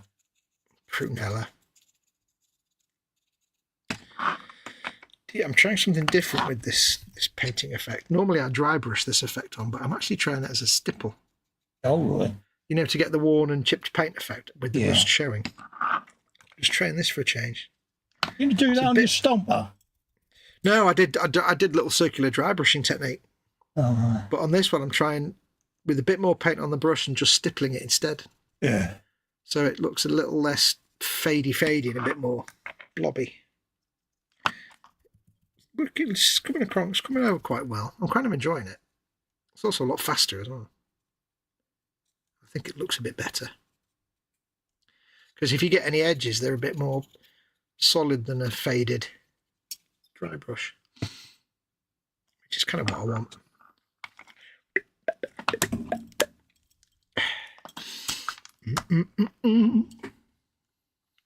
We're up to avocado. Hang on. Remember the day we got a house phone? It was at the foot of the stairs for emergency only with the instructions. Avocado was the colour. That's the colour of our trim phone. Yeah. Matched the new bathroom suite. Ours was just a white ivory phone, says Jamesy Boy to Hugh. That was Hugh, by the way. Hugh says, common for the Glasgow area, Cotter. Hey, Jamesy. Jamesy Cotter. Jamesy says, that was my generation too, all these aunts and uncles unrelated. Yeah. Jamesy says, technically we were Renfrewshire then, now East Renfrewshire. It was more respectful back then, wasn't it? I think everything was respectful. And I miss that, if I'm honest. Yeah. We went out on the train and there was a pregnant girl that got on and, there's three blokes sat there. And not one of them offered to get up. No, it's bad. You know, now I was sat down and I was obviously been on sticks, but I got up in the end because I just couldn't sit there and see her stood there, you know. And I went, no, Paul, you have to see. You know. Yeah. And she's like, no, you know, I said, it don't matter. I cannot stand, or, you know, I cannot sit here and watch you stood up. Yeah. It's just not right. Yeah. You know, the three blokes just looked at us like I was an alien. It's like different times, isn't it? Yeah, it's cool. Good manners. Yeah, no. You don't see what we used to call chivalry anymore. I can remember when I was in my last job, one of the women there was walking towards the door. So me being me of that generation, I just opened the door and let her come through, and she sort of stopped dead in her tracks. I went, I don't need no man to open the door for me. I said, well, I'm sorry, but I'm not going to change how I was raised. That's the way I was brought up. I says, no need to be rude just because it don't conform to your whatever beliefs. Yep.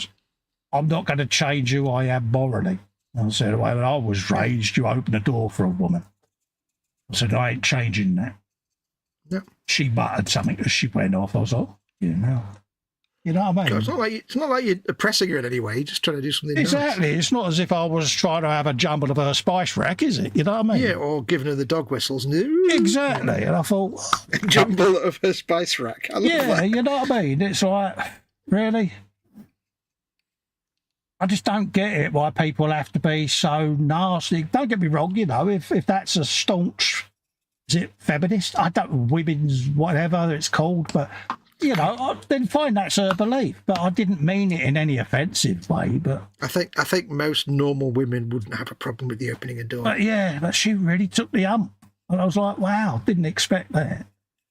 Surprised me, really, but... Yeah. Different, I suppose, different generations now, isn't it? Yeah.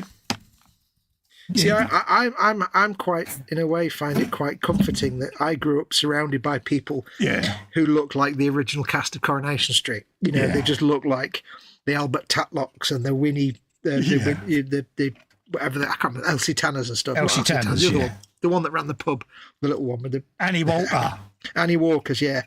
Like Pop Bardil used to live on, he looked a bit like Albert Tatlock. Yeah. Little with a three-piece suit and the half rim glasses. Yeah. I'm quite happy that I grew up at that time when people looked like that. It's quite charming. I mean, people find it strange that I wear hats. You don't see many people wearing hats. No. Well, it's not from baseball caps. Yeah. But yeah, but they're not hats, are they? I know they're not hats. They're not. But, you know, it's rare. Now, you look at old Pathé newsreel. Oh, yeah. Everyone's gone in that. When did it stop? You know, I love looking at old Pathé newsreel, you know, the women in their two-piece fitted suits, twin set of pearls and all of that. Yeah. All the blokes looking dapper with the old hats and crombies and, yeah, it's proper. I think it's like late 50s, early 60s that men stopped wearing. I mean, well, yeah, early to mid-60s, I think, is that men stopped wearing hats like that. Yeah, it's a shame. Yeah, or rather, you know, the old generation as they were dying out still wore them. But yeah, it's a shame. I would love to. I've always been a lover of, like, not necessarily fedoras, but little trilbies. Yeah. But I can't wear them because of my funky shaped head. Hats just don't sit right on my head. My head's the wrong shape. Oh, because that was a reason. Well, they always get all twisted round and the brim looks crap. So it's like, well, shape your head, then steam it, stick it on your canister, and it'll go to your shape of your head. Yeah, I've tried that. Never works. But it's fine. I've got, unless it's like a cheap £5 one from Tesco. That blue one I wear for the model show cost me £5 from Tesco about 10 years ago. Yeah, hat stretchers. My ones, I just hold over the spout of the Burko, take the lid off the top, let it steam, and stick it on the canister. That's what I did. You know, it never seems to work. Yeah, because but I do love them. None of us have a perfectly shaped head. The left side is always different. It's like that trick in it where if you take a selfie, put it in Photoshop and slice your face down the middle and then mirror each side, you've got two totally different looking photographs, and it does make you realise how odd shaped your heads can be. Yeah, and it makes you realise it's when you see when you see like a faked photograph of a face and it's symmetrical, that's when it's really jarring because you go, oh no, symmetrical is so unlikely for somebody's face. That's no. Yeah, no one has a perfectly symmetrical face unless they've had some kind of super duper uber facial surgery because, I mean, it's not impossible, but the odds of actually having a symmetrical face is so small, vanishingly small. It's like, it's just unnatural when you see it. It's like, oh, all right. That's near, eh? I don't like that. No. We used to do that as kids. Something that was on Why Don't You, wouldn't it? Where you'd get a photograph of yourself and you'd cut it with a knife and you would put a mirror on halfway down it. Exactly, just And you'd be like, oh, it's weird. It does. It's surprising, actually. I've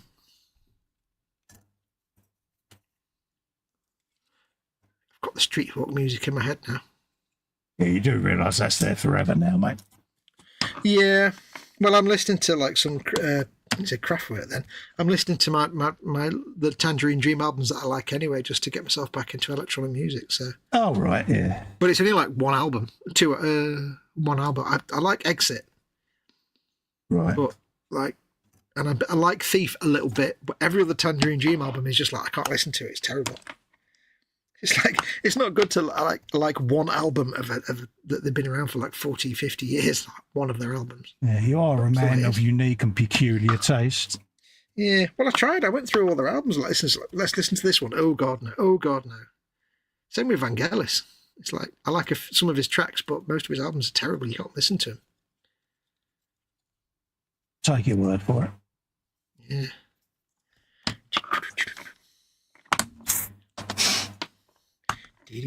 That's that done. Prime them and get the edges done and the calipers before the photo etch goes on, I think. Calipers. Yeah. Makes sense doing it that way. Makes sense to you, sir. What a bind. That means my photo etch can go back in the box. Oh, you're just putting off the inevitable, aren't you? I've got the window mask. So that's days. Oh no, I can't quite do this tonight. Never mind. What's that? What's that bit down there? That's a dead bit of sprue, isn't it? Yeah, I think that.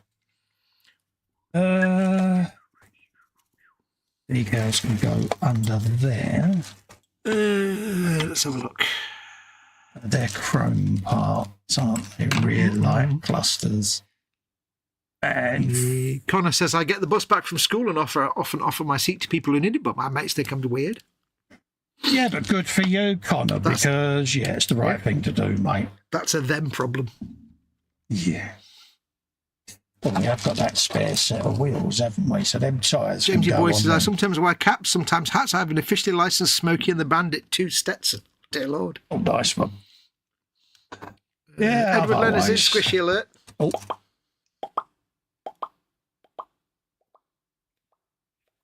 Hello, Squishy Edward. applied. Lovely to see you, mate. Nice to see you nice and all of that. Squishy dispensed.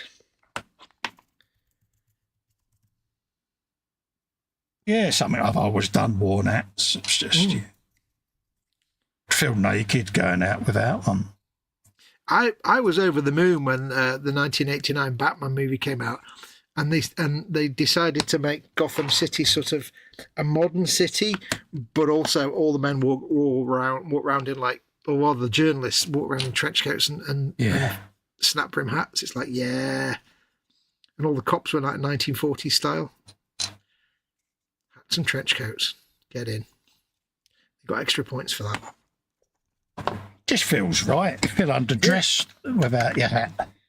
You know, if you go to a wedding or a funeral or whatever, for me, it just complements what you're wearing, it's, 3-piece suit, shoot your cuffs, boom, all of that.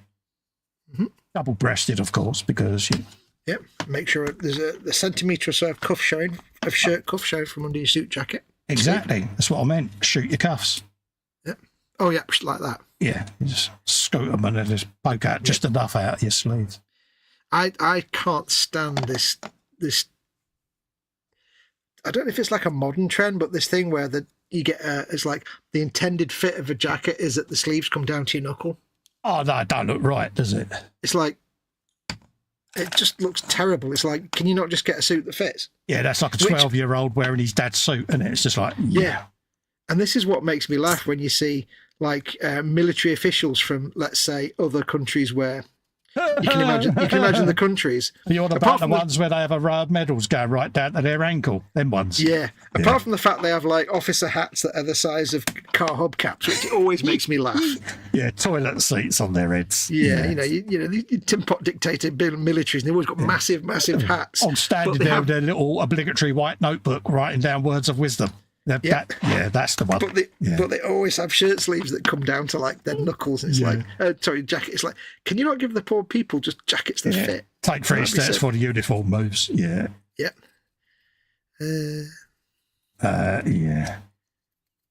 It's like if you can't get your like your generals and your officers to get a fitted jacket, I'm not really confident you can get them to do much militarily. No. Yeah. But I love the way that like the military forces of like tin pot countries always have really terrible uniform. The officers and generals and stuff, they always have such cheap looking like like they got the uniforms from B&M or something. It's so funny. But yeah, all the millions of medals. Yeah, it cracks me up. It's like, they've got them sewn down the leg of their trousers, haven't they? It's like, more rope than an Amazon rope bridge. You know, it's like, okay.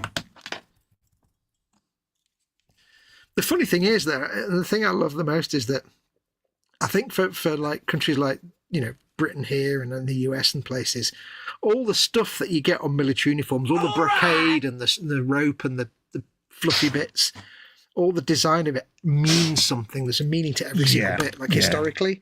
Yeah. So then you get these younger countries where they've not got that history, and they just add stuff like the rope, the brocade, and the gold trips. Like, it's got no ceremonial meaning or substance to it. Yeah. It just looks like, you know, like I say, the B&M uniform department.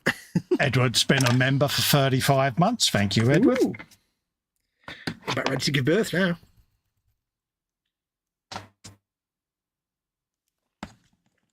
Yeah.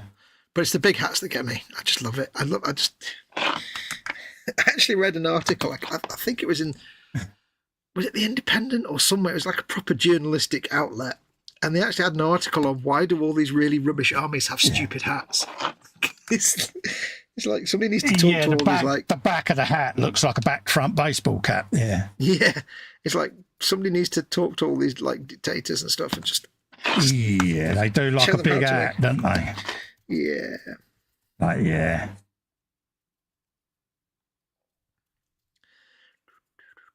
Yeah, it's like, you know, someone with 26-inch legs wearing legs on a suit that are 40-inch, you know what I mean? It's like, yeah, more folds than a Rubik's Cube, you know, it looks like an origami suit, doesn't it?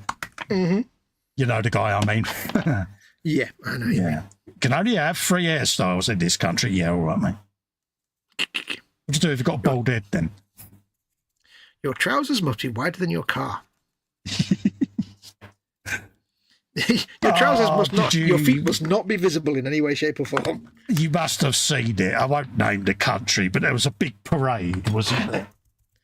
Mm-hmm. And the obligatory standing on the back seat of the car out the sunroof looking stern and purposeful as you're driven past loads and loads of fake cardboard missiles. It's like, yeah. Oh, yeah. Yep. I was quite surprised. It's like, yeah, they all end up looking the same, don't they, these parades? It's like you look at them and you can see that little swirl that goes round it where the cardboard tube unrolls. Yeah, and it's like, yeah, that one's just been passed to go around the block in a big circle. It's like, yeah, that's make me laugh. But they've all got that same thing, haven't they, where they do the same kind of parade, and it's like... Yeah. And of course, a certain other person did one, didn't they, a couple of years back, and it's like... Yeah, and it was absolute garbage. Could you imagine? I mean, all right, we got trooping and the colour, which is a totally different thing, but could you imagine it if one of our leaders tried to organise that type of thing in the UK? Well, we've only got like about 400 soldiers anyway, so it's a bit lame, wouldn't it? Well, yeah, our entire services couldn't fill half a football ground now, which is quite concerning when you hear that. Yeah. But it's like, you'd be like, and they're off, and they've all gone past. Yeah, it'd be like, yeah. Wouldn't be the same, would it? We do pomp and ceremony good, I'll give us that. Yeah, we do that well. We do that We do that really well, but I don't think they would get away with organising that type of thing in this country, because we'd be going, yeah, it's not how we do things. It's not. No, it's not not the kind our of thing way. you're doing. No, for most countries, it's not the way, is it? It's not terribly British, is it? No, it's when a leader is doing that, it's usually compensating for something. Yes. Right. Many thanks for the banter, folks, but fortunately or otherwise, I've got stuff to do in 6 hours, so good night all, says Hugh. That's all right, Hugh. Thanks for coming in, mate. We're literally going off air at 2 o'clock, mate. Ooh. So thank you very much for coming in. So we'll be finishing in 10 minutes. Yes. That can go back. That is pretty much ready for segregated into the different colours and getting that. Ooh. Oh, you've got all your bits on sticks. Bits on sticks. That can all get primed, and then once it's got its primer, I can sort it out into its relevant colour coding. So, yeah, I'm happy with it. It's just one of them jobs that you'd sit there doing off air, and I thought, blow it, I might as well do it as part of the show, because it gets the build done, doesn't it? I've gone Festa on my brush. Oh, hold up, mate, 2 seconds. I'm just stretching for something. Can't look at the moment. Let me know when you're ready. Go on, you've got my undivided attention. Oh, lovely. There you go, see? that was a base brush at the start. Yeah, I'm not the only one who can destroy a brush then. Nope. I channel my inner Festa. Does that mean you've got a fallibility? Bloody hell, I never thought I'd ever hear you admit that. It's just, no, that's my trousers, they're just a bit tight. Sorry, didn't they? I've known you too long. I've picked up bad habits, clearly. Oh, right. It's all my fault. Yeah, but the bad habits are working really well, so I'm not going to complain. It'd never be you, because you are perfect. Yes. Well, hey. You're just so narcissistic. I know. Not really. It's all a big joke. Of course it is. Of course it is. I believe you. Now say it like you mean it. I don't mean it, that is. Yeah, I know you too well, mate. I'm not narcissistic. No, of course you're not.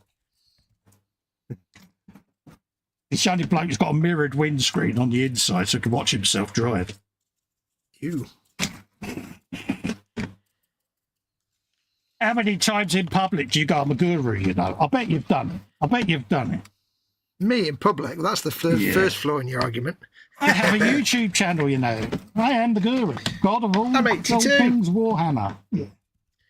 Never. Yeah. I paint Warhammer, you know. Come on, you must have pimped yourself in public. No. Wow, I was shocked. Never resist the opportunity of a good pimping, mate. No, when it's relevant. Yeah. It's always relevant. Not always.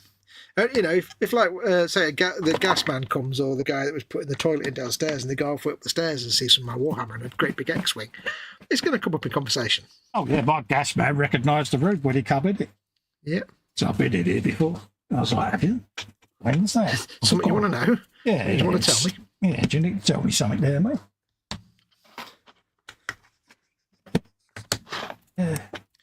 Channel member as well. It's like, we don't. Get in.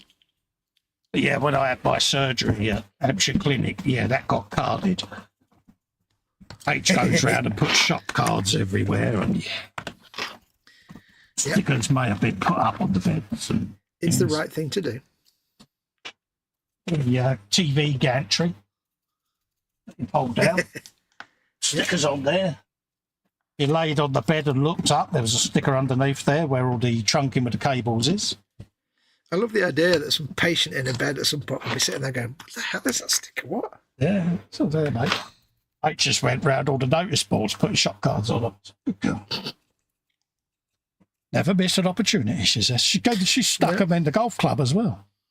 Yeah, I used to put, like, when it was model making gear, I used to put stickers up every night. If I had some with me, I'd be like, If I was going somewhere, I might take a few and stick them up. Ah, so you have publicly pimped them. I knew you had. No, only the same way you did by like sticking it on a It's my hospital telly lamp thing or something. Oh, right.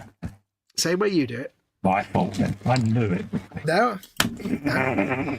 It's just great minds think alike. I'm trying to get a rise out of it, but he's not biting, folks. He's playing hard to get now. I'm doing painting and I'm happy, so you can't get a rise at me. Send the actress to the bitch up. Come on. Hey! Here all weekend throws a fish. Put that away. Ba-ba-da-ba-da-ba-da. What is that? I'm sure I've got the paint set for it. Let's have a looky-loo. Yeah, I have. There you go, the Rothman's paint set. It's in there, so I've got that. Happy days. So we'll get that primed. Primulation. That's a spare set of wheels that'll be going in the dio. Let's just check everything. Sub-assembly's done. Gentlemen, check your wheels. So that's done. That's done. Done. That's all done. See what I did there? Fuel lines of water hoses to be added. Yeah, got all of that. Brake lines. Yeah, drilled them out. Happy days. Coil springs, yeah, get a shot of them. It's done, that's done. Question mark. I shall stop for now. Print resin. I can't decide, on these models if I like the moulded and raised up checkerboard patterns or not. Yeah, they're a bit, ain't they? It's like I'd rather just have painted them on rather than having them moulded into the, because that makes no sense that they're moulded. Yeah, I suppose it's so that it makes it easier for people that can't get the sizing correct, you know what I mean? So there is that. It's like some of the stuff that will be hazard stripes, that's done as if it's like little strips of metal, so that makes sense. Yeah. Yeah, I'm not sure about the moulded checkers, but we'll, Right, that's good. I've enjoyed that. That colour works. Can't remember seeing the battery. Oh, yeah, there it is. So that's all done. It's all done. Seems to work. Done. While you're doing that, I'll just show people what I've done. Done. I can't show anything big really, but I've just started the first base colour, so you can see on, say, for example, that. I've got the rust underneath, and then the grey's just started to be applied. As if the paint's not just always chipped off, but faded away and worn away and everything else. Yeah. And I'm going to do a second pass with a lighter blue colour, like you got on the wrecking ball there. Obviously, some of these will actually be different colours. There'll be different colour panels and stuff, but I'm just getting the base colour down for now. So I've done all the bits. I just need to do the turret and the hull now, and then that's ready for the next blue. Done all your bits, have you, mate? My bits have been done. There you go. I can proudly show my bits on camera. Oh, look at that. I've literally got everything ready for priming. And then as I'm priming it, I can then dig out the rest of these and segregate pieces into whatever colour the finished coats are going to be. So the reason I'm doing this is now that it's on there, I've got no choice but to dig the spray booth out and get on with it. So yeah, you kind of cornered yourself into doing it, haven't you? Well, yeah, all the time I keep putting the kits back in their boxes and leaving them for the following week to do something. I forget. Yeah. Whereas now it's on the bench in front of me. It's like, yeah, I must prime that. So, yeah. So I should be doing the same with the Brabham, with the Marc Marquez bike. So, yeah. Yeah, because then once it's on the bench, it's on the bench. And I can get my production line of spraying this started now that the heat wave seems to be dissipated. What else have I been up to this week, I hear you ask? Well, that's the good thing. If it's the 3 or 4 shiny models, you can work through that in one constant process, can't you? I may have started putting the base layer down ready for the samurai outfit, so I've got that to do. I like that green. Nice, isn't it? Minty. It pops out and smacks you around the chops, doesn't it? You know, yeah, it's like 1972 Hemi Cuda. Yeah. So I've got different depths of green to go on yet for the creases and all of that lot. And then I started checkering my grop tank. So I'm trying to do a bit of everything at the moment. Yeah, I've done nothing else on my Tiger since Wednesday's Warhammer show because I want to do Warhammer on that Wednesday show. So that's pretty much that done now. So that'll go off and get sprayed. Next week I might redig out. See what I said there? I might redig out, do a bit of painty and try and get a bit more done on the digger because it's been quite a while since I've done anything on this one. Okay, so good that. So yeah. I love the weathering is like subtle and yet it's perfect. Yeah, I don't want to go too bad with it, he says. It's not like caked in crap, it's just nice. Don't need to be, does it? You know, it needs a little bit more dust, concrete dust and stuff, but I'll do that once I've done the concrete itself. So I want to get a bit more done on this because it's sitting on the 3D printer. And it's like, it's no good sitting there. I need to get on with it and pull my thumb out my arse, basically, because... So I'll probably do a bit on that next week. 'Cause it's been a while since I've done a bit of painting on the show. Yeah. Or on the Friday show, anyway. Yes. So we're going to leave it there, folks. We're going to let you get on with the rest of your weekend. Massive thanks to you all that come in and keep us two idiots company on a Friday. Thank you and big hugs. We really do appreciate it. We send the biggest of hugs to each and every one of you, making sure that you're all right and all of that lot. Enjoy the rest of your weekend. I'm going to be watching motorcycles go round in circles, getting me knee down on the bench, and I might also be playing with me pussy on the Xbox because why not? Yes, I might be. I shall also be maybe playing with Festas, but no, I shall also be doing a bit of Xbox. Come on, you've got to admit, Frisian Cow Cat is rather adorbs. It is. If you don't know what he's talking about, if you've got a console, go and get not Hello Kitty, what's it called? Little Kitty Big City. Yeah. If you haven't played it, play it. It's great. Edward says, P.S. I enjoyed Wednesday's strip. Oh, thank you for the feedback, Edward. Yeah, it means a lot, mate. It's one of those. I wanted to drop a Wednesday stream in, and I need to get in touch with other people about the group show, etc., etc. So I'm going to run Warhammer Wednesday for a little while, and then I want to have little one-on-ones with group people. I'm still unsure whether to do a group of 4 or whether to have myself and a guest on the other screen. On the weeks I'm not doing them. I haven't nailed anything or set anything in stone. I want to talk to individuals and get their take on whether they want to be a part of it or not. Yeah. So there you go. So, than that. Yeah, I might try writing some music this weekend. Oh, there you go. There you go. I'll look out for that then. If I'd known, I'd have got a set of spoons out, play along with you. Well, it's more like learning how to use the kit I've got for the next 6 months. Yeah. James is at a model hobby show this weekend with my model boat club. Happy days, mate. Good for you, mate. Hope it's all plain sailing. See what I did. You should be keel hauled. Yeah, I'll get me coat, mate. That was ruddery. I'm going. Rightio, folks. Love and leader. You take care. Thanks a lot for keeping us both company.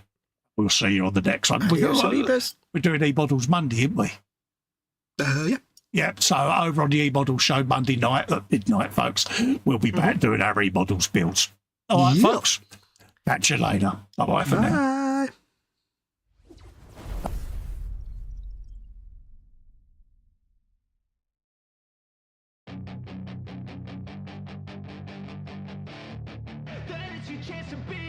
Hey kid, don't ever let them get inside your head. They'll tell you what to do in life instead of everything you know that you could get. Don't let them guide your life towards regret. I'll fight for what I love with every breath. My past is filled with things I won't forget. I use them all to push me to my best. So treat the worst of times just like a test. If only I could go back in time, I'd tell myself that everything will end up alright. Just push yourself, test yourself, figure out what you like, and find your limits, don't be rigid, always work towards a prime. Surround yourself with open minds, people can change your life. A few friends with intent can help you feel alive. Find a passion, take some